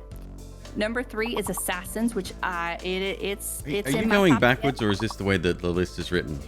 This is the way the list is written. Who does that? BuzzFeed, which is why it's no longer relevant. Assassins, it's one of my top 10 movies. Goonies. That was Antonio Banderas, right? Assassins. Assassins And he is the bad Stallone guy. and Spoilers, Banderas. sorry folks. Yes, they are. The whole premise of the movie is that Stallone and Banderas, they were partners in I guess like Nice work, Lily. like pay for hire Yeah. assassins. No. They used to be Yeah. And it's Salma Hayek. Julianne Moore. Huh. Yeah, like it's really good. She ends up getting like somehow stuck in it. They are both hired to go after her. I believe she's a hacker. Both Stallone and Banderas used to work together. One of them double-crossed the other, and now they're both trying to get to this woman first. Obviously, Banderas wants to kill her because it's Banderas, but Stallone wants to keep her alive. Well, She no, doesn't care. they were partners, right? And then terrible movie, says Casually Challenged. Casually needs to go to the no-no corner. Who was partners? Stallone and Banderas. They start the movie as like they're working together. They're both assassins. They're on the same team, and then double cross, etc. Because the opening is a flashback. The reason that they are no longer partners is because Stallone got double crossed by Okay. Don't come for me about this movie. Oh, I no. have seen it. You're good. So number 4, Can I just say something on Goonies real quick? go ahead. The reoccurring, and this sticks with me today, the feeling I got about how it's kind of raining and overcast and they're hanging out and just bored at home. But it's like this sort of wilderness, or they're on the edge of the wilderness kind of thing. That what would you call that? Scene, that Atmosphere? yes. Sticks with me to this day. Never seen it. No desire to. It's I wouldn't say it holds up. I've rewatched the Goonies since, and I yeah, everything about it has just it wasn't exciting. It's kind of like kids Indiana Jones. Number 4 is Point 15 of million No- per episode of She-Hulk. Get the fuck out of here. I believe it. Jesus Christ, Disney. I watched a video It is breakdown. so unfunny. Oh. Okay, sorry, Miss Quip, go on. Number 4 is Point of No Return. Is Time Cop on this list? I'm scrolling. Point of No Return. Wait, that's the alternate title for the assassin? No. Why is the assassin called Point of No Return? Hang on. It is. What the fuck? And definitely not underrated. Ashley is correct. It is La Femme Nikita.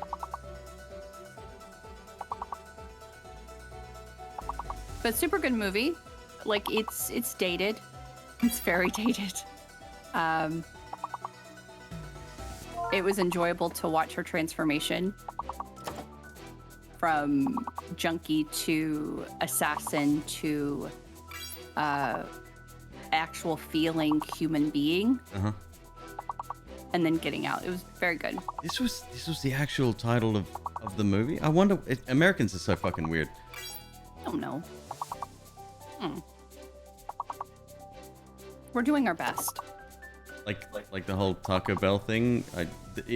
So Demolition Man in Australia was also Taco Bell. We had no idea what Taco Bell was. They didn't change it to fucking Pizza Hut for us.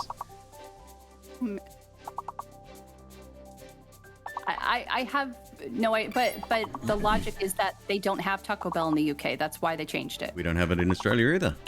We might now. I have no idea. I haven't been there in 15 fucking years, whatever. But maybe they didn't even think that. Wait. Do you guys have Mexican food? yeah, but we don't have Taco Bell. Do they have? All right. At the time, did they? We do have it now. Nobody goes there. There you go. Do they have Mexican food at that time in the UK? Like, I wonder why. Like, they say, oh, they didn't have Taco Bells. Why? Taco Bell's not Mexican food. It's, quote, Mexican food, end quote. Mexican fusion, baby. You gotta stop. Taco Bell first opened in Australia. Thank you. Once again, Kragan. Let me rewind. My memory of Taco Bell in Australia growing up, being 42 years old, being born in 1980, was that we didn't have Taco Bell at that time. In fact, I only just found out today, thanks to Germais, that they do actually have Taco Bell in Australia now. Kragan, like I said, we gotta have a conversation, bro. Just like Chinese food is really Chinese food. Yeah, so it's... We got a sassy chat. Chat is sassy today. Number 5, Dead Presidents. I don't believe I've seen that either. An incredibly tense action thriller from Menace to Society filmmakers, the Hughes brothers' Dead Presidents is a unique and unforgettable story of a Vietnam veteran, Lorenz Tate, who turns to crime after he is failed by the circumstances of civilian life. It is... when you watch it, you get angry with this man and you get extremely pissed off for him, and you just feel very, very deeply for what he's going through and how our country treats. What was the other film that I missed out on? It was fairly recent. Shit, I forgot. I closed the thing down. Let's see if I can find it. Hang on. Toy Soldiers. Okay. Yes. So watch both of those. I'm saving him. Number 6 is Soldier, actually, which is weird. Which one? Soldier. Kurt Russell. Oh yeah. He was already aging at that point, which is weird because that came out a long time before.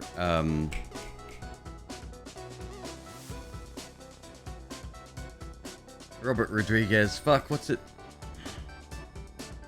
It was like a 2-shot with Quentin Tarantino. Oh my god, I can't believe I'm forgetting the name of this. From Dusk Till Dawn, Death Proof. Death Proof. Okay.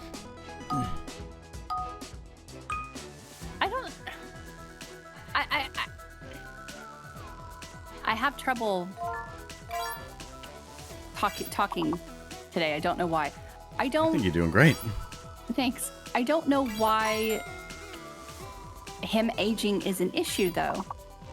No, because it's not an issue, but he was older than the rest of the cast, and he's supposed to be a super soldier. And I get that he was like an older model. What I can't remember the exact fucking reference here, but it just felt weird that Kurt Russell was in this role of like, I mean, you've got Van Damme opposite him, and I don't know. He it just felt out of place. I can remember that, and I saw it as a kid. Interesting. I haven't seen this movie in easily 20. Wrong movie? What am I thinking of? Van Damme was not in it.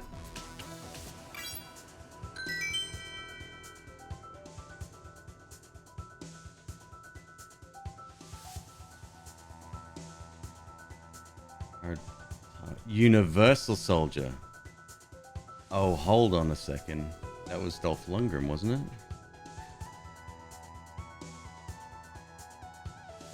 Soldier, 1998.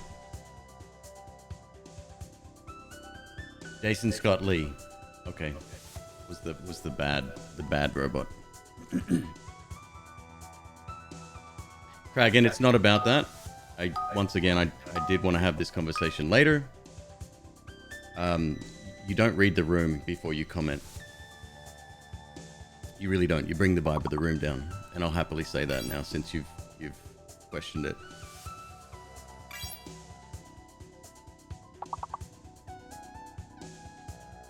Number 7, Dante's Peak.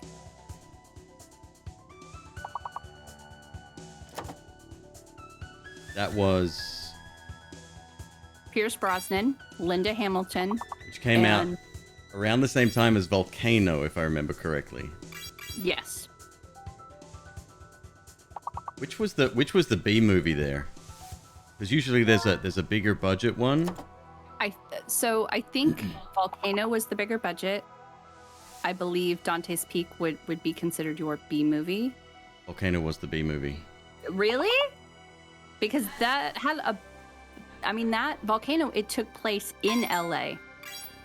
Mm-hmm. Like that's like a fuck ton of money for filming, and then Dante's Peak is like out in BFE. And that was, oh god, what's Ellen DeGeneres' wife name? Portia de Rossi. Was this her ex-partner? In what movie? No, real life. Her real life partner is Portia de Rossi. Was it Helen then? Maybe I'm mistaken. Volcano. Only remember watching Dante's Peak, and I remember being overly concerned about. Yes, that was her former partner. Got it. Driving because it was the only character that wasn't badly written. The only thing I remember about Dante's Peak is where they're going across the lake in a boat, and they're trying to beat the lava, and the old woman, like, she's trying to walk, and her legs are literally like coming out from under her because it's burning up. It was horrible. But then you had the opposite with oh god, who was it that threw Keith David threw somebody from, like, jumped from the train but didn't make it himself, but he managed to throw either a kid or somebody else just far enough. Oh my god. Dante's Peak also had a budget. Why do I think that Volcano was bigger budget?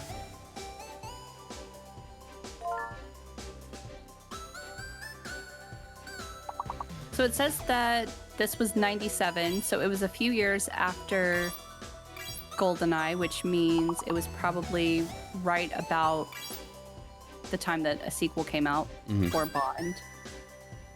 So maybe that's why they put their money into it, because Volcano was a bigger budget, quoting casually now. I definitely believe that. Like, it was, yeah. Isn't it weird how a script, someone somewhere in a studio gets wind that somebody else has got a script in the works, and they decide to scrape together whatever to release around about the same time. That's the only reason is money, right? Yeah. It's so bizarre to me. Like, let's stand out and be original, or we could do it this way. We can't. Look, this one studio, they're coming out with a movie about the president's daughter going to college and falling in love. We need to make a movie to compete against it. We got to. We could grab those dollars. Let's do it. Connor's got Volcano at 90 mil. Dante's Peak 116.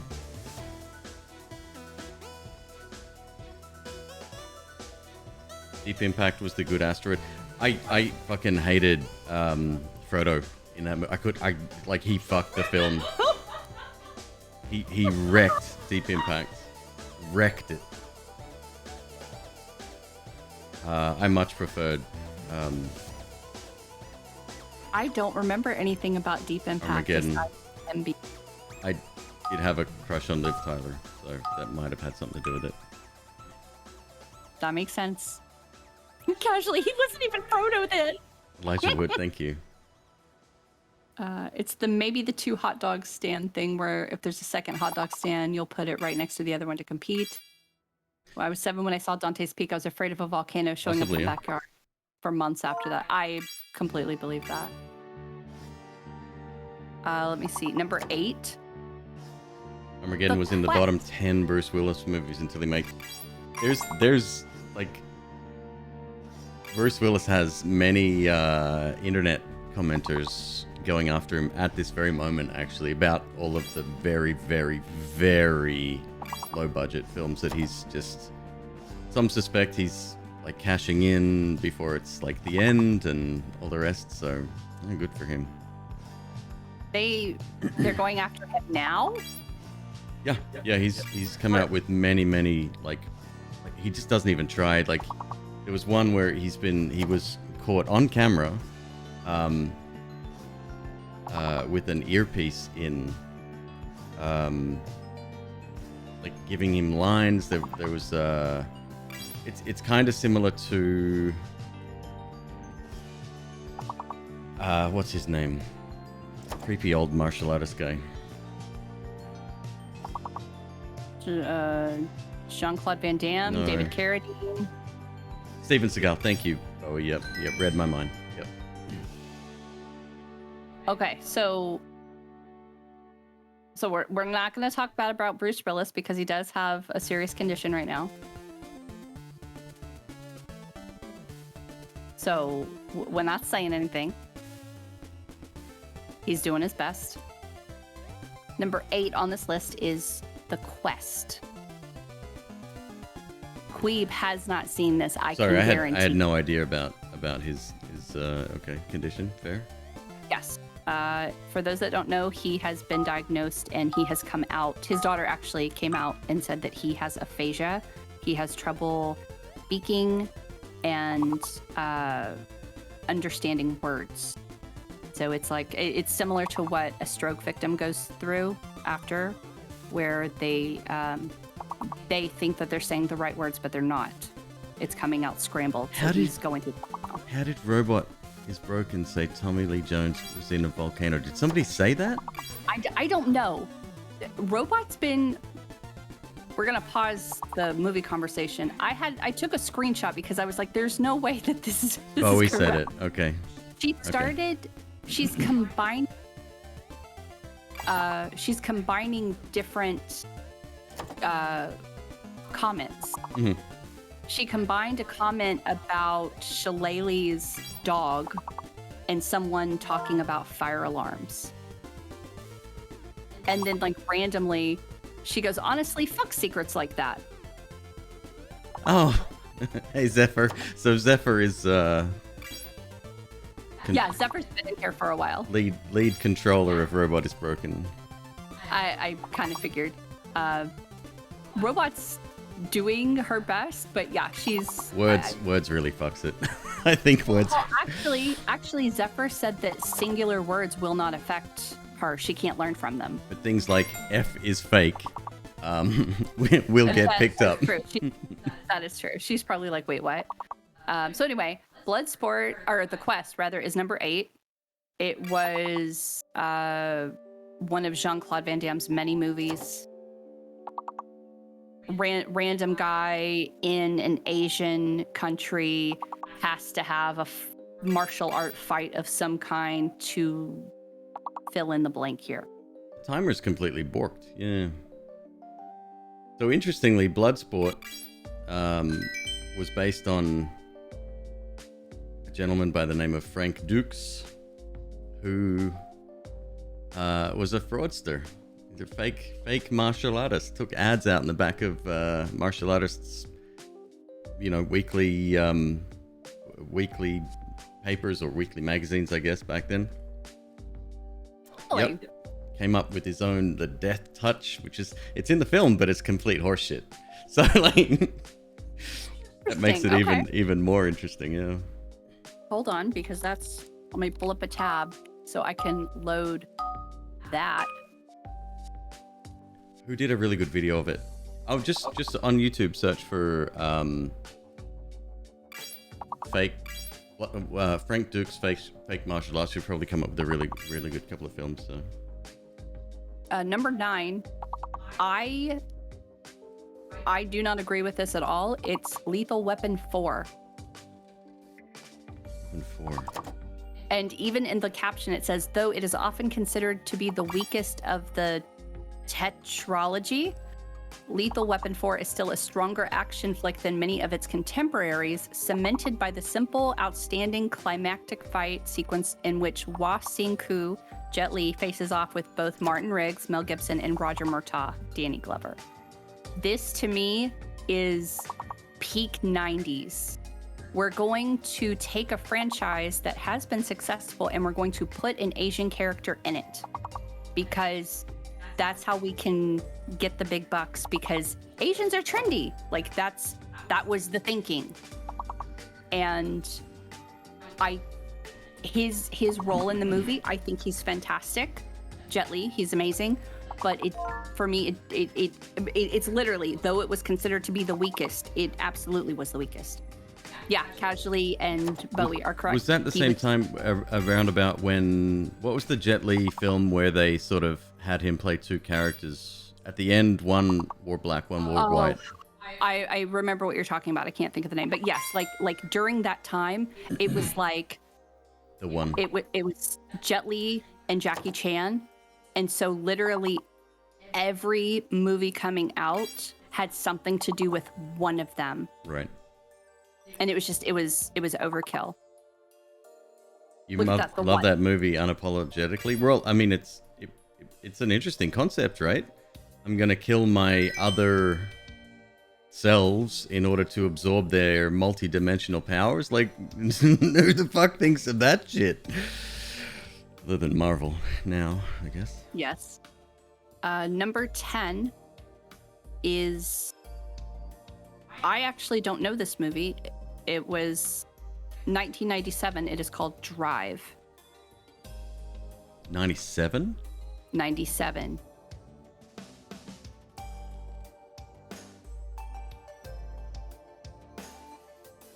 The only person I recognize in it is Brittany Murphy.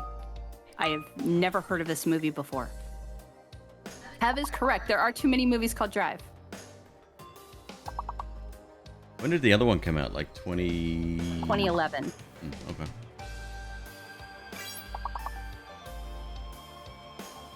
And that was Edgar Wright, right? I can't answer that. I haven't seen that one either. No, I don't believe I've seen this film. That movie is a homoerotic, toxic masculinity movie. Really casually. Tell me how you really feel. Voted most misleading trailer ever. It has Mark Damascus in it. I don't know who that is. I do want to point out that Mean Hatter mentions Big Trouble in Little China, and for that, Mean Hatter stays on my... He stays on my good movies, right? Right? We do need to do a movie night one time. Too. I think we can do it on Discord. I don't know the legalities of it. Or if it's on Amazon, I could do a watch party. But I think people would need Amazon Prime to also watch that. I'm thinking of Baby Driver. Who directed Drive then?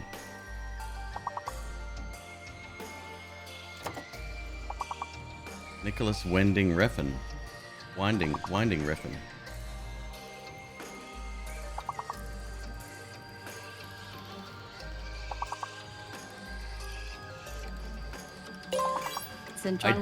I did enjoy that scene where it's like the first getaway where they're kind of introducing his character, and then there was the really sort of artistic scene in the elevator where he smashed the fuck out of some dude, caved his head in. It was kind of disturbing, actually. And Someone mentioned. sorry, go on. No, go ahead. I was going to say, who's the bad guy in Albert Brooks? Really good fucking choice for a villain. Albert Brooks is amazing. Like pretty much anything that I've seen him in, some people they just like they have that quality where they can just play a convincing bad guy over and over again, but you can't compare all of the different bad guys they play because he's done such nuance. I think convincing is the right word. Like, yes, in that one scene where he stabs, who was it? To look this up as well. The old man, right? In the garage? Mm-hmm. Yeah. Can't remember who that was. I was so sad in that scene. Bryan Cranston was in that? Mm-hmm.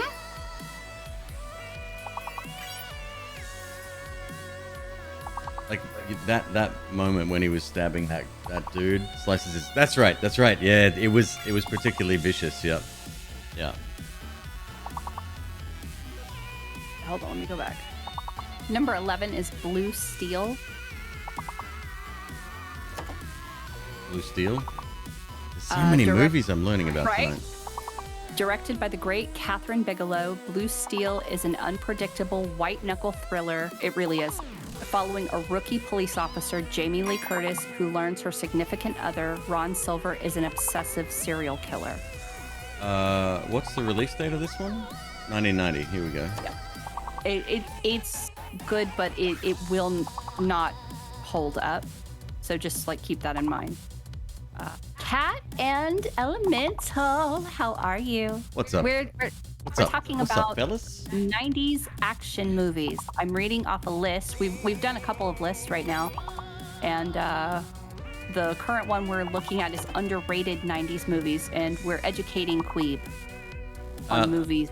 Hello, lycanthropy TV. I don't have a problem saying lycanthropy. When I'm reading it as a username, for some reason my brain breaks. This is called Waltz from Crypto the Necrodancer Amplified,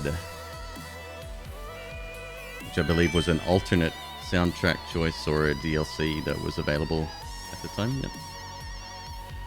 Brooks can play such a sweet guy, but he was really mean and Drive made him perfect for the role. Ron Silver, anyone see Heat Vision and Jack? Depressed is asking you a question. I'm supposed to ignore it, but you missed it the first time. Depressed is putting together a wiki for me. He offered to make me a editor, and I can't use wikis at the best of times, so I denied or declined rather. Do I know which chat me and were It was talking? about 4 days ago, if I had to guess. That is actually that I can find out when, I think, because Elemental chimed into that conversation. Oh, good call. And so I would need to go back through Elemental's We can do that. conversation to find that. So if you will give me a moment, I will do that and get back to you. I'm sorry I didn't catch it the first time. Chat's been going really fast. A Way of the Gun is from the 90s. Watched first 10 minutes, turned it off, watched it months later, further into it and loved it, not knowing it was the same movie. I have heard that about Way of the Gun. Elemental, hello. Cat, hello. Lovely to see you folks. How you doing? Yes. Thanks for the raid, dude. Number 12. I can guarantee Queeb has not seen this. It is Stone Cold with Brian Bosworth. Famed NFL bad boy Brian Bosworth took his shot at big screen fame in this awesome stunt-driven flick about an undercover cop taking on a ruthless biker gang with their eyes on assassinating an influential politician. I just remembered Fortress with Rutger Hauer. One of my favorite films. Edgar May says he's seen it. Did better than expected. Brian Bosworth, what a piece of shit.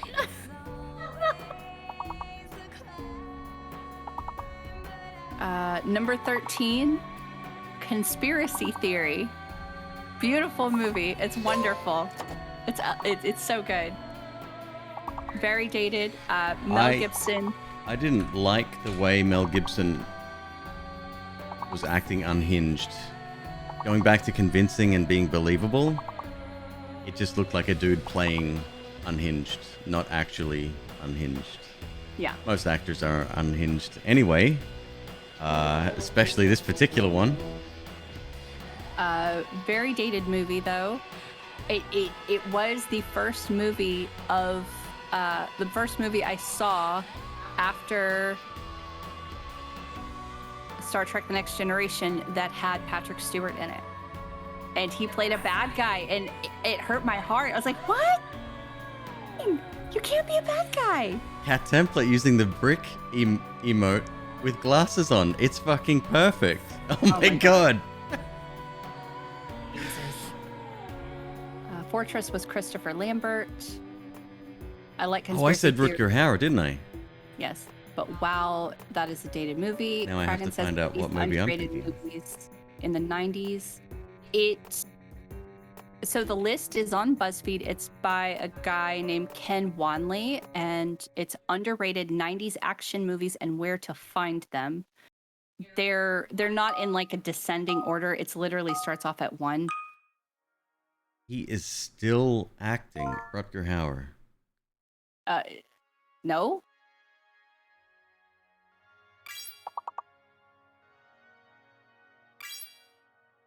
Yep, he's got 1 in post-production, 1 completed. Mm-hmm. No, he died a few years ago. Oh, Jesus. You just made me Google. 2019. Yeah. Holy fuck. Yeah.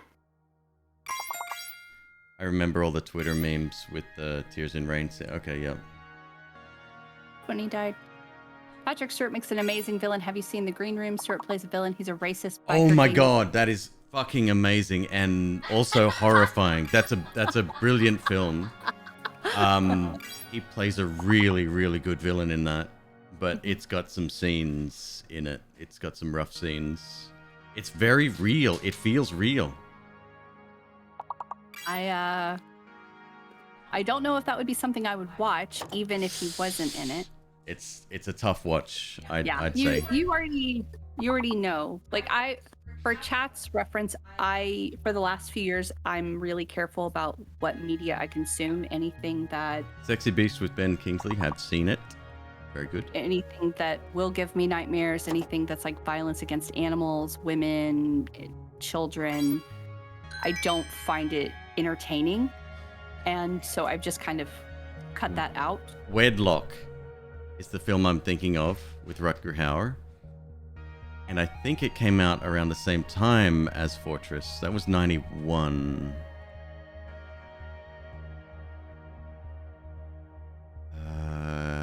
Yep, Fortress was 92. McQueeb, you should that hobo with a gun, haha. Number 14 is LA Wars. Haven't seen that either. I don't remember this movie. It says, on the surface, LA Wars seems to be a generic knockoff on 90s cop movies, but there's a sense of passion and go-for-broke dedication to legitimately exciting effects work that makes this long-lost gem one hell of a watch.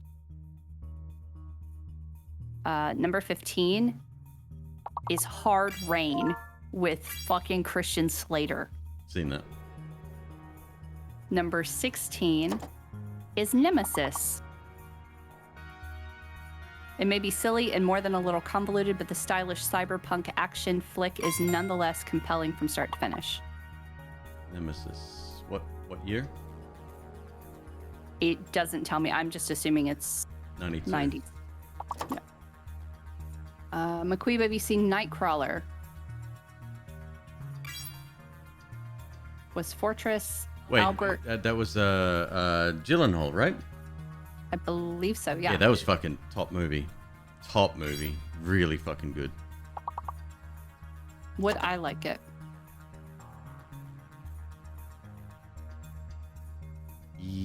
Yes, I think. And- I'm trying to think back through all the scenes. I believe it's good. Will you text that word to me, please? Mhm.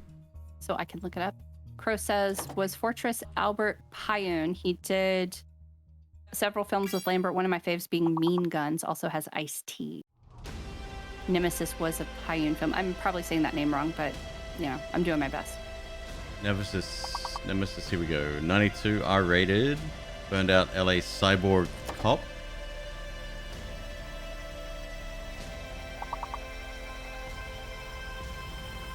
That was actually a very Doesn't ring a bell.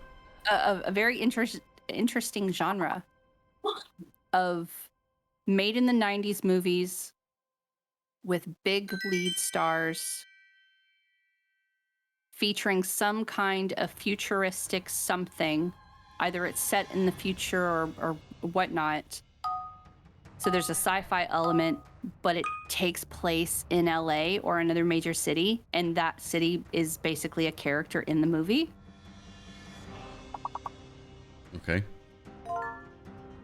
Shoot, I thought about watching Nightcrawler. I was mad that it wasn't about the superhero. Oh, I would feel the same way, Kragan. Number 17, Deep Rising. Oh, I know I've seen that. Walking so the mummy could run, Deep Rising is a perfect mix of high concept genre film and rough and tumble action flick that has been made all the better by its gallery of character acting greats. Speaking of an underrated cyber movie in the 90s, Virtuosity. Don't even get me started Virtuosity? on the wonderment that is Russell Crowe and Tracy Lord in that movie. It certainly didn't age well, but yes. It decent. is fantastic. It is delightfully fantastic. And you know what? Even Denzel is wonderful in it. It's just, it's good. It's good.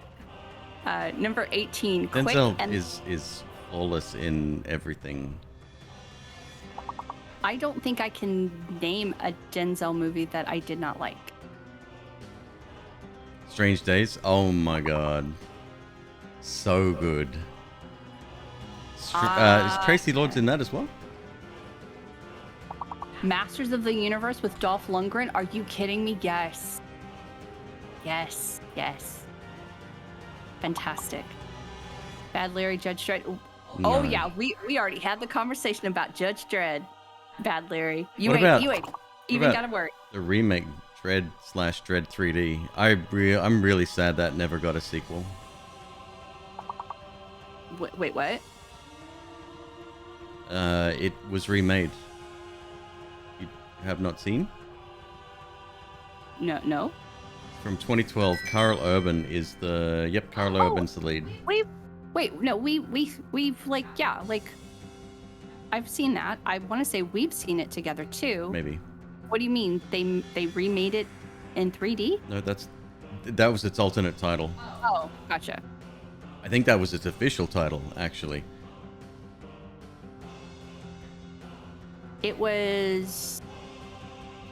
I love him. I love him. It was long. It was very long. I don't remember it being long. It didn't feel long to me. It crawled for me. Like, it was interesting, but it was just, there was too much. What have they done to IMDb, dude? It's ridiculous. Do I still have my pro membership? Demolition Man was prophetic. Agree. Getting rid of the boards, the 1 hour and 35 minutes. You thought that was long? It felt like it was like Doesn't get 2 much or 3 hours shorter. long. 90 minutes is your goal with a script, right? I think it's because I'm not that whenever we watched it, that was kind of at the beginning of when I started realizing that I didn't enjoy movies, not because they weren't good, but because they just made me feel like crap. And that movie, it was about like let's be real, is about a bunch of poor people living in a building that was essentially run by a drug lord who was taking advantage of the people who lived there. to use whatever drugs that she was making, right? It did lose me a bit with the really slowed down and long slow-mo scenes. Yeah, it was a little bit too artistic. Yeah. Yeah, I mean, there's your, what was it, 96 minutes? Or what did I say? There's your 6 minutes right there. Like that, and then a couple of the scenes with Hershey, I didn't like. Was that Lena Headey? No. Yes, it was. Yep. Her scars were really amazing in that. They looked so fucking real. Yes, Lena Headey was in it. She did not play Hershey, though. Stone Cold, unrelated to Steve Austin. I think that movie has been mentioned on the list. What the heck is this? The list is on BuzzFeed. It is the underrated 90s action movies and where to find them. It was written by a man named Ken Wally. I can give you the list. If you read ahead, please do not spoil chat. We're having a very interesting conversation. I think if you sped up the slow-mo to real time, it would have removed like 20 minutes. There was a lot. Holy fuck. There was a lot.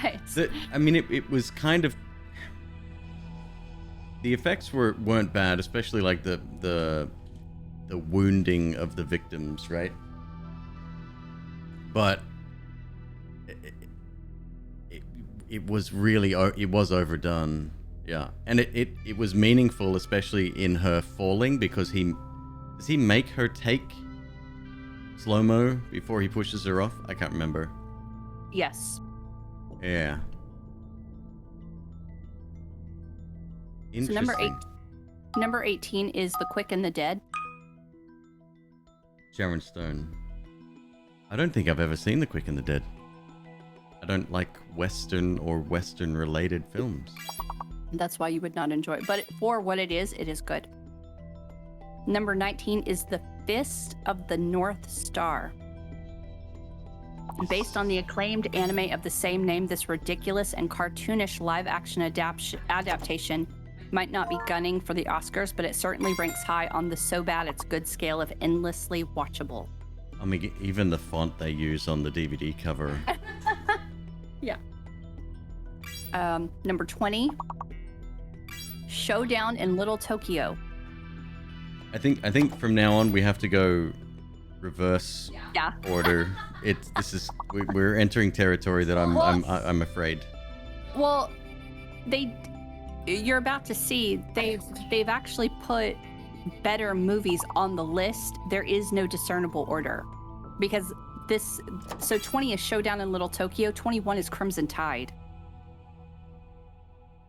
So it's a mishmash.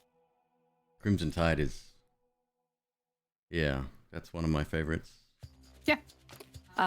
Crimson Tide it's a movie that you don't think that you would like, but when you get into it and you start watching it, it's super good. There's one scene in Crimson Tide I really dislike.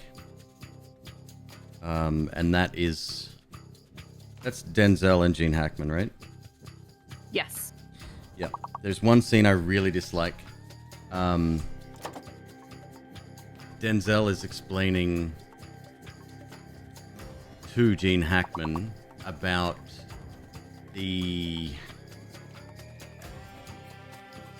they have incomplete information. They're about to launch their missiles, potentially starting World War III. And Denzel is like, no, we don't have an order to fire, right? We've got a message fragment. There's a protocol, I guess, called one-on-one redundancy or something like that. He explains that this is it's so expositional and out of place given the knowledge and experience of the two characters in the scene, and I cannot stand that scene to this day. I can't fathom, like, they're explaining to the audience why it's important not to fire, but it was just, it shouldn't have been there. I understand. And I do think I recall the scene that you're talking about too. Like if anyone knows, like, and Gene Hackman even follows up. pissed at this stage. He's already fucking, you know, claiming mutiny. It was very much for the audience. Yeah, but it wasn't done well even. Like, you know, it was just, it felt so wrong. Anyway. Are you saying they needed an iced tea? They absolutely needed an iced tea, Kragan. Like without question. Deep Blue Sea? What's the year?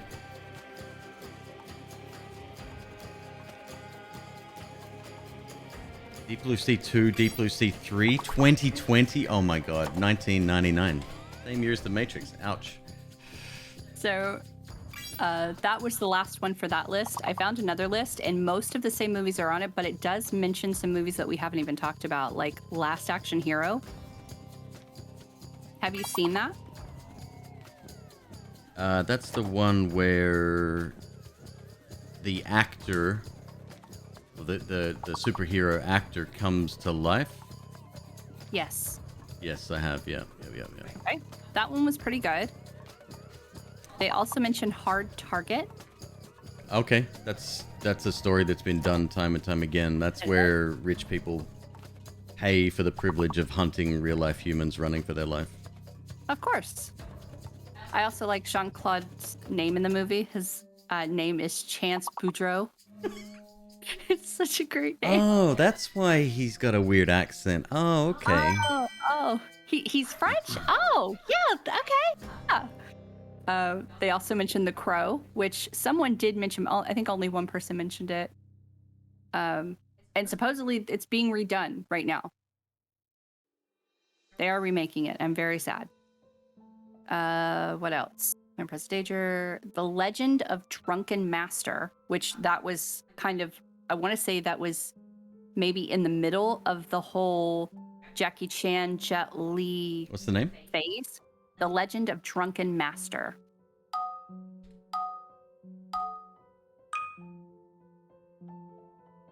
Jackie Chan.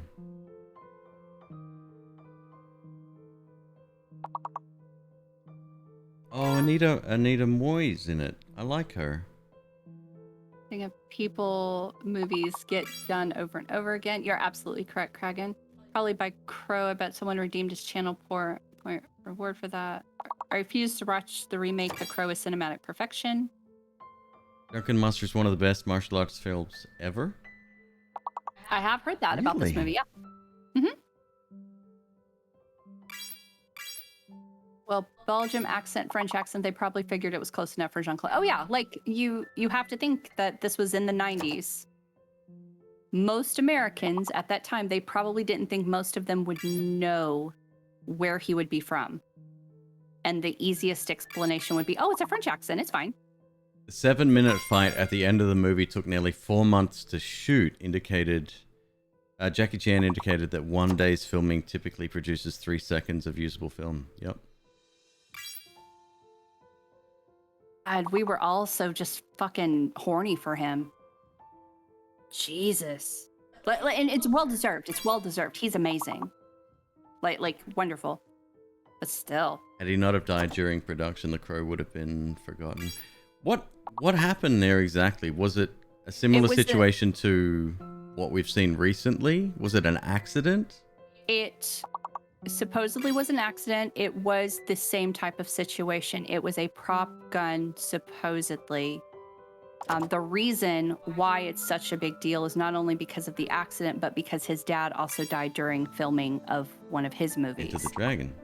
So it was like a huge deal. And I remember there were... Was it Enter the Dragon? Shit. There were many interviews done with Brandon's sister. He got shot by a blank that wasn't.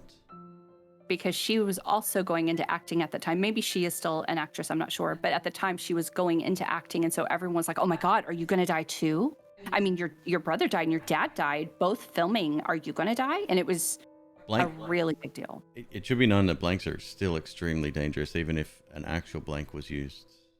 They are. Like, you need to be a certain distance away. Like, they use perspex. Shields and all, like even with blanks. So Bruce died during Game of Death. Thank you, Casually. Game of Death. Okay. gun wasn't cleaned properly and shrapnel from previous blanks killed. Yeah, like the whole thing could have been avoided, and that was also kind of the rub. It was like unnecessary carelessness, prop gun. It was just that plus hype. And Game of Death was only half finished, unlike The Crow, which was 90%. Oh, I forgot about that. Yeah, that's right. It was a big thing that it actually came out because they had to use a stand-in for the rest of the scenes and cut stuff and move stuff around. Game of Death was released with a different actor in place of Bruce, and it's super shit. Pawn shop scene had live ammo not allowed on set. They tried to make prop bullets by popping the blasting cap, but at first wasn't popped, made its way into the gun and was fired, wedged into the barrel, reshooting with blanks for sound 3 times powder, shot the wedged bullet out. Jesus Christ. It was just bad. Bad. Next one that I found is GoldenEye, which has not been mentioned yet. And I think it was mentioned just as like Pierce's debut Bond. Yes, agreed. Action super film? good. It's a Bond is action. It is now. It's not heavy action, but Bond is action. I think back then, wasn't it like at least a 10-year gap between GoldenEye and the previous Bond? Longer. Like it was a significant amount of time. What was the last Bond film prior to that? Oh, I don't remember. United Artists doesn't recognize Never Say Never Again because it was a different production house. Mm-hmm. So I have to check the date on that one separately, probably. But yeah, that movie, super good. I think the prior Bonds didn't really take themselves that seriously, and so this new sort of License to Kill. I completely forgot about Timothy Dalton. The Living Daylights, by the way, is one of my favorite films. Plus, I met Timothy Dalton when I used to work at the Apple Store. He's fantastic. He is, and he's a genuinely nice guy to boot. He didn't understand that someone would recognize him. I'm like, are you kidding? The only, like, I think he's wonderful, whatever he's in, but my favorite Timothy Dalton movie, you can make fun of me, I don't care. It's actually the Gone with the Wind sequel that he did with Joanne Wally Kilmer, I believe, where he played Rhett Butler, and he does a fantastic Rhett Butler. Like, he does not care. He does like fuck you, Scarlett. Like, that's his attitude the whole time. It's wonderful. So the difference is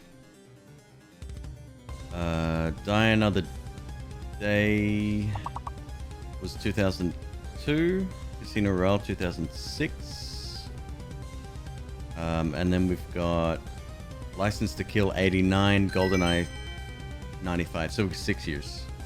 But you are mentioning conversations that are at least 24 to 48 hours old. Interesting. Robot's database is vast and wide.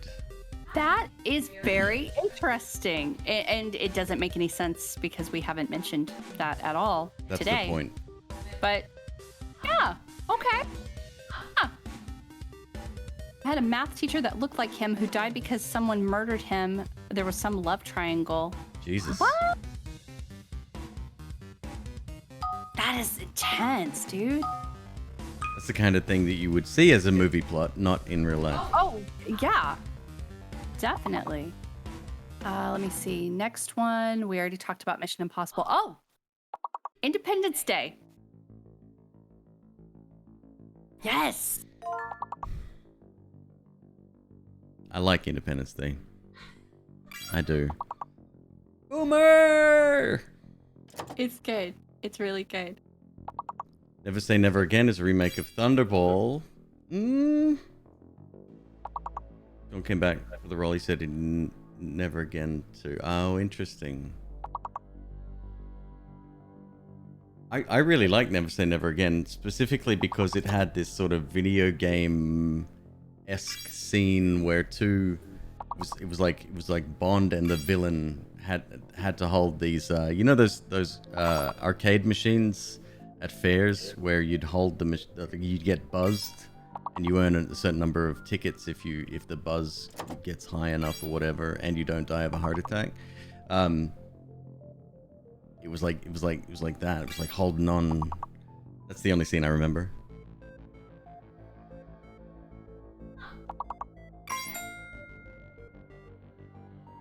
Number 10 on this list is Escape from LA with my boy, Snake Plissken. Yes.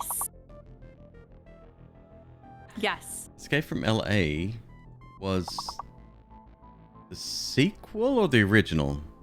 Escape from NY was the first one, right? So Escape from New York came out in 81. And then in 96, Escape from LA happened. And it says, yes, the visual effects are a tad dated. After all, CGI was still finding its footing. But the blockbuster appeal of Kurt Russell's Snake Plissken is immortal. And they are correct. He's fantastic. I love him as that character. 96, a 15-year sequel. Yeah. So I don't remember. Who directed? It was John Carpenter again. Huh.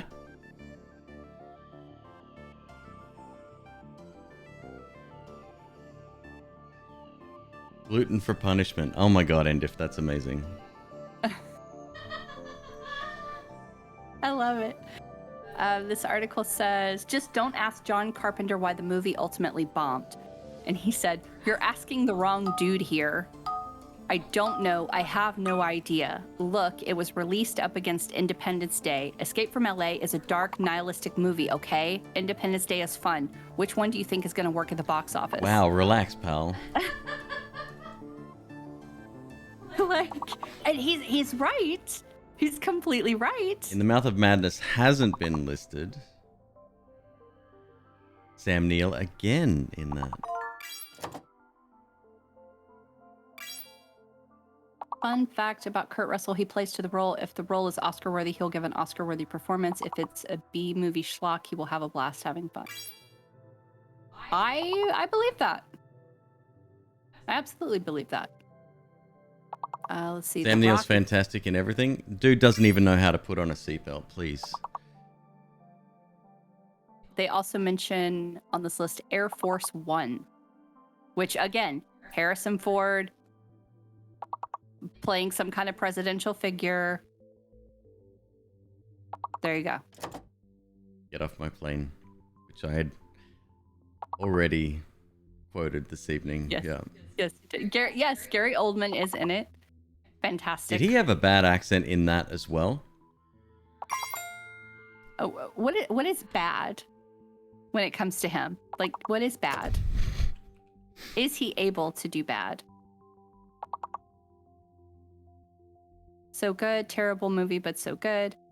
Another Sam Neill from '97, Event Horizon, which is built up a guilty plea. Oh yeah, we had the whole hash out about Event Horizon. What was the one with Steven Seagal where he died in the first 10 minutes? I can't remember the name of it. They were going from like a stealth fighter. Executive Decision, says Crow. Kurt Russell again, yeah. Yep. Really good bomb defusal scene is as unrealistic as it was. Is that is not on the list? Blown away. Tommy Lee Jones with a really bad accent. Tommy Lee Jones. Oh, a pair of raggedy claws. Oh, it was so good. And the way that Tommy Lee Jones's character became obsessed with U2 and him dancing. Mm-hmm. What was Crazy Man? Who played the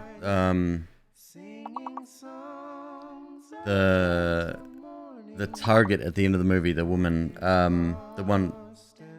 I always forget her name. Oh God, I'm sure she's lovely. She didn't feel it in the. Lily was the name of the character, yeah. Susie Amos.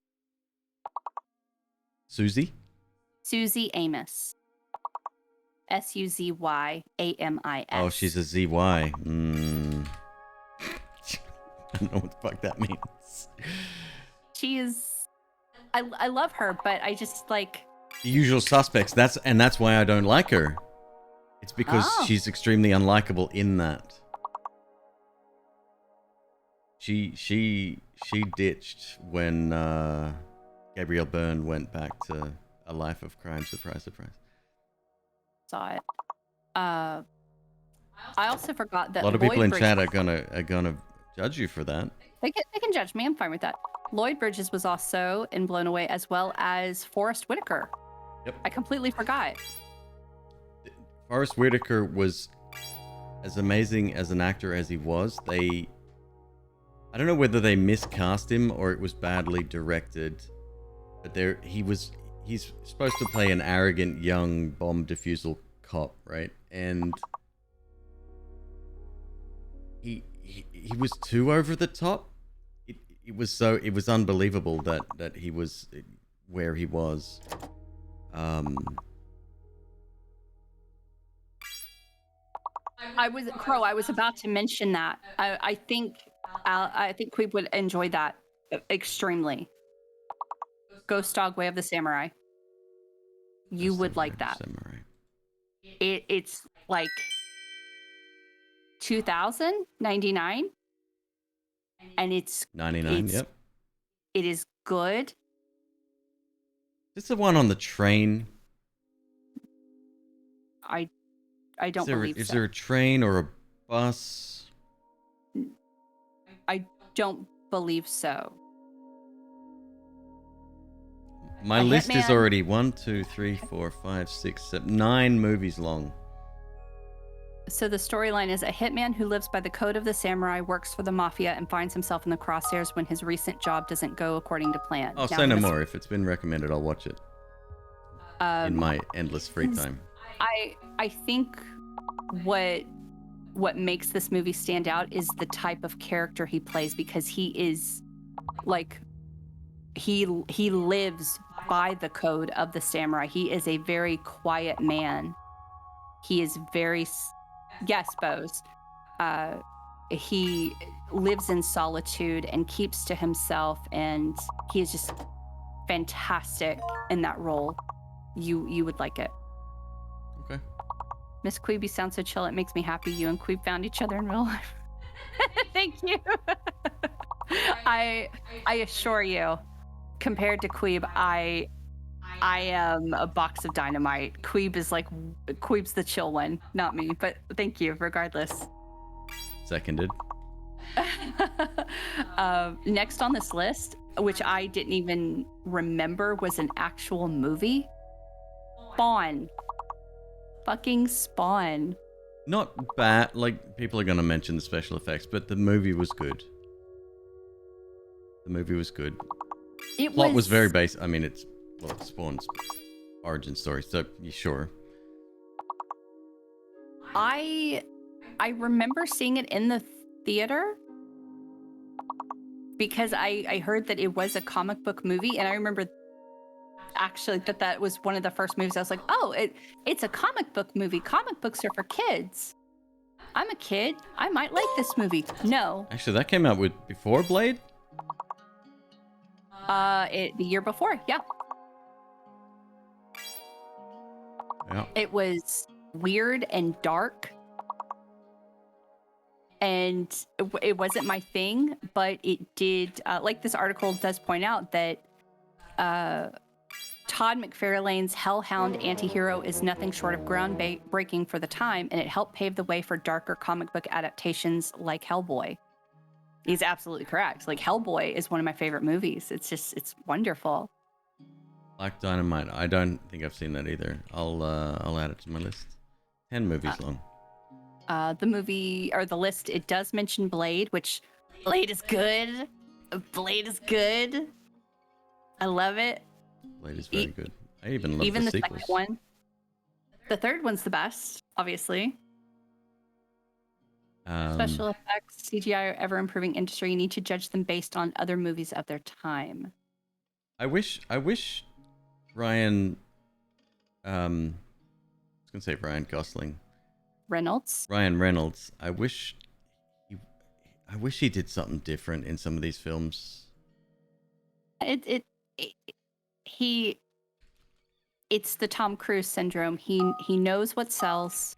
He's tried other things before, and it may have been successful, but not as successful as him playing a cartoony version of himself. I'm assuming that is his personality, like what we see on Twitter and whatnot, or maybe that's who he has become. He genuinely seems like very memey, very personable, and that works.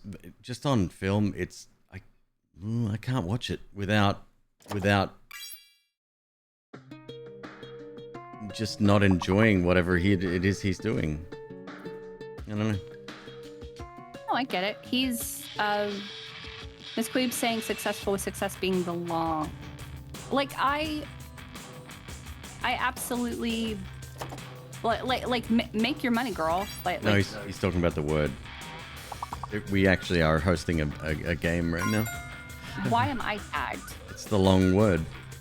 You said was talking about success. There it is. It's the long word. Fantastic. Twitch.tv/McQueeb. Have you seen the remake of the Amityville Horror? He is not himself, and it I have shows not. himself. And that's my point. He has 11 done movies. other things, and he has been amazing at, but it obviously wasn't as marketable, at least in his opinion, to him playing Ryan Reynolds, you know? Like Deadpool was That's him. spot on for him. Like he was, and the obvious choice because of X-Men, Wolverine as well. Well, I believe his first version of Didn't Deadpool was him. Like I think Deadpool, the Deadpool movie that came out, the first Deadpool movie that came out, I think that is very cartoonified, and I believe the Deadpool that we saw originally, along with Wolverine, I believe that was like, I think that is who he really is, and wasn't he partially, if not fully, responsible for the leak, or was that a fan trailer created? I can't remember, but one of those two things. I can't answer that. I don't know. It wouldn't surprise me. However, We don't know if it's certain that he's responsible. Okay. But he, even beforehand, the character of Deadpool has been. There have only been a few characters across all comic book genres that people have been clamoring to see more of, and it's been. Go ahead. It's not proven, but it definitely was him, one of the producers. Like Deadpool was one of them. Even Jubilee in the mutant universe has been hugely requested, as same as Rogue, and that's why she had like a 2-second cameo in the last X-Men movie, and then they ended up cutting it all together. Like it was purely fan service, but there are those characters, and because of how Ryan is, everyone thought, oh, he would be perfect as Deadpool, and that's how he got the original role in, what was it, Wolverine, 2? Was that the one that he was originally in, where they ended up they kidnapped him, they did surgery on him, they sewed his mouth shut, and they're like, okay, now, without that mouth, he is the perfect soldier.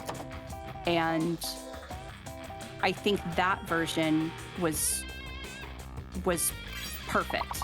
I think the Deadpool now, he is more comic booky, but I don't necessarily like that. Deadpool is being described as Ryan Reynolds in the actual comics before they. Yes. X-Men Origins Wolverine. Thank you, T-Nibs. Yes. That was a weird film, and fans were clamoring for the film because of Gambit, crowd favorite, but oh my god, the hype for Gambit. I cannot tell you how many fan edits I have seen of those few seconds he was on screen of him throwing cards and just like Tumblr Tumblr burned their panties. Like that's the kind of fever everybody was at because of that character. And it was... Remember when Tumblr was popular and then they decided to remove pornography from the site? Oh no, the porn is still there. It is now. So it's always been there. So what they did was they took off the linking. So you have to actually know exactly where you're going to find anything. Like, so if you follow someone... That or was a you workaround for because of Apple's guidelines, right? I'm assuming, yeah. I think it was something like that. Yeah, so it's... But it is not the same as it used to be. Sure. Like, that's just gone. But yeah, like... It's definitely not... Like, it lost a ton of fucking... Its presence dropped significantly after that event. Definitely. And Gambit is one of those characters that I had mentioned that people are just fucking apeshit for, because at the mention of Gambit, then everyone is like, is Rogue going to be in the movie? Rogue's going to be in the movie, right? They're bringing Rogue back, right? Like, Rogue's going to be in it. She has to be in it. There's no way she couldn't be in it. He was super bummed after Green Lantern. Oh, that was a very... I mean, wasn't a great film, but yeah, there's lots of references to that in Deadpool, actually. Character makes me sad. What, Hal Jordan? Like, well, I think that movie, they threw a lot at it, and it was just very confusing to watch and try to get like a true sense of the character, which, to be fair, this was a character that we had not been introduced yet, like mainstream. Obviously comic books and whatnot, but not mainstream. You worried that a lot of these characters can't hold their own for a solo movie? Yes, that's what I was trying to get at. Example being Harley Quinn. That's fair. The Harley movie did good. Like, that was pretty on par with her personality. In fact, I think they could have amped it up, but no, I loved it. I thought it was perfect. There's one scene in the Harley Quinn movie that I really liked. The prison escape. It was so cool. And just keep ruining Alan Moore comics for movies. I just reached the giant dragon and sock puppet in Castle Crasher's insane mode, and I haven't any potions left. Well, it was a good run. You did your best. You tried real hard. So, out of your list of what, 11 or 12? 11 now, yep. Okay. Out of those, tell me the two that you are most excited to investigate. I don't know. I mean, I haven't seen any of them, and I think Ghost Dog, actually, it's the one that I've definitely heard of, and maybe In the Mouth of Madness. In the Mouth of Madness. Oh, the John Carpenter movie. I'm trying to think if there's anything that I would add to that list. I mean, I added Blown Away. I think Blown Away is fantastic. Oh, I've seen that many, many times.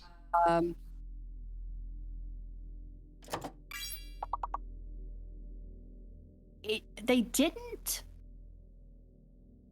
I mean, they mention Steven? I don't think they mentioned any Steven Seagal movies, but his movies are kind of like, I don't think they're good, but I don't think they're good, but I think they are indicative of 90s action. Like, Under Siege was a good film, despite Steven Seagal. It was a huge deal at the time, and growing up in the 90s, it was literally your action guys were always, it was like Steven Seagal, Sylvester Stallone, Jean-Claude Van Damme. At any given time, there was at least one movie by one of those guys going on, and it was like just Schwarzenegger as well. Yeah, and him. It was like just chaos. And you would have these other movies come up that tried to compete. Like, there was one, my mother was obsessed with it. What was it called? It was called it called? The Way?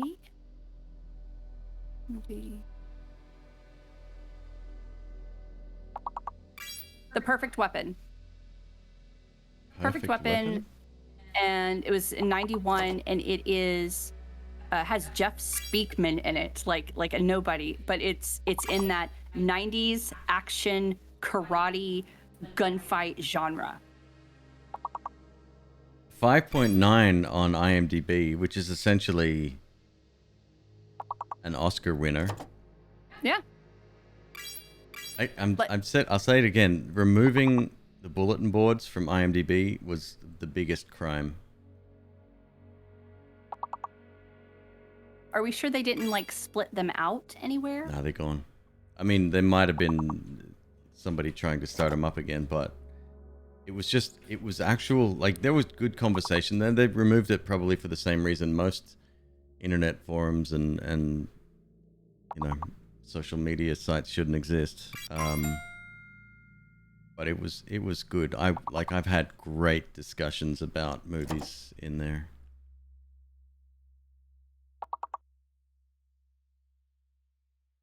Oh, Mariska Hargitay's in that. Say her name again. Mariska Hargitay.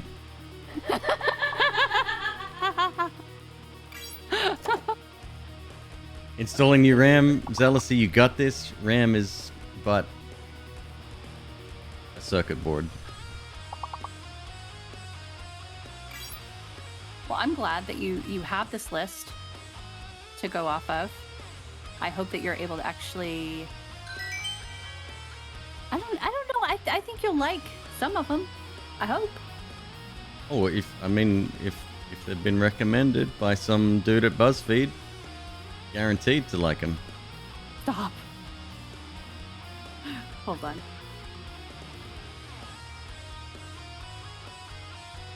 Yes.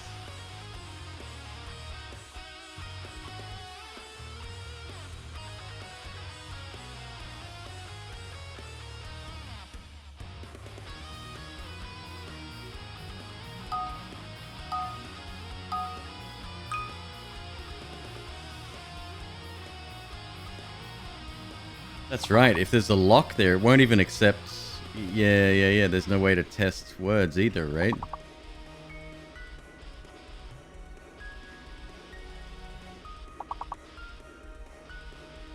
I get that reference. Yanny. Laurel.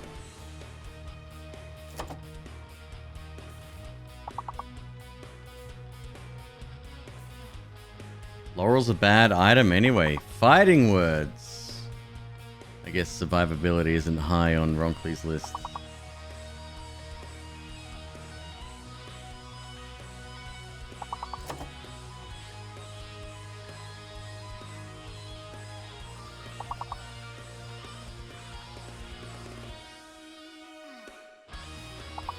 Y is not the letter.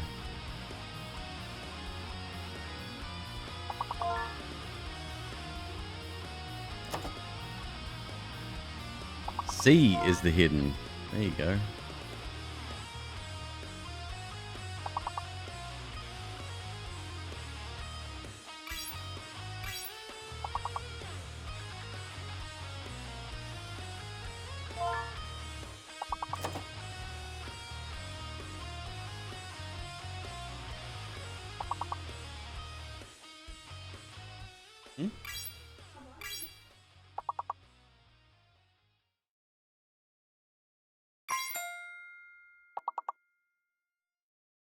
McQueeb is always stealing my water. McQueeb is finishing the empty bottles, or the half-empty bottles that won't get drunk ever, and occasionally taking a fresh one. It hasn't been opened, that's warm, that Queeb knows Miss Queeb will not drink because it's warm. Queeb not a problem here. Queeb fine. Miss Queeb trying to do better drinking water. Because her husband has spent years telling her that she shouldn't drink Coke. So she's trying to be better. But how I don't can think Miss I've Queeb ever be better told you not to drink Coke. How can she be better drinking water if Queeb drinks the water. However, Queeb encouraging you to follow the path that you selected by not drinking Coke. Absolutely. No, we need to have this discussion. Chat needs to understand, because literally any time Now who's sassy? the last, 6 years that I have mentioned robot. Where's the spray bottle? You cannot say that. Well, Robot is actually talking about Rogue Legacy 2 right now. I 100%. I died last night to Lamech. Speaking of, we've been playing this fucking game for 3 hours. We have. We should play something else.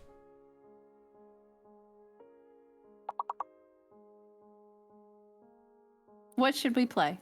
Well, we're gonna switch to Rogue Legacy again. All right. It's on the list. That's next up. Just drop a few grains of cocaine in the water and it balances out. Coke goes so good with rum, though. Put water in the Coke cans. No, like Miss McQueeb and I don't drink, so we're not. Yeah, like I'm off Coke now. Like it's been.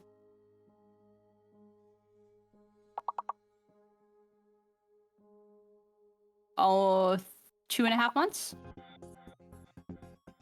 I've had like. You pick one up occasionally, like from Taco Bell or whatever. So what I'll do is, I'm very interested in how long it takes for a Coke to taste bad. And this is actually interesting. You'll like this. So this time, I stopped drinking Coke March 3rd. I'm like, I'm done. I'm not going to drink Coke. I'll also like work on my diet, like Additive. hot girl stuff, whatever. By day 2, I had posted a screenshot in Discord, and I had sent it to Queeb that I took a sip of a Coke after 2 days, and it tasted like syrup. I could What, not. 2 days off of it? 2 days. That was the original screenshot that I had sent you. Like that's how long it took. I'm like, 2.5 days. This does not taste right. Like this is weird. And that's never Really? happened before. Normally it's a couple of weeks. This time it was 2 days. So occasionally, every couple of weeks, whenever I get a wild hair up my ass, I will try a Coke again. And I've tried fountain Cokes, I've tried bottle Cokes, and they all taste completely off. Like they taste like syrup. However, Miss Queeb has discovered something very dangerous, and she has to be mindful of it, and is that this it tastes off thing does not apply to Dr. Pepper. Dr. Pepper still tastes like Dr. Pepper. That's not a selling point for Dr. Pepper. But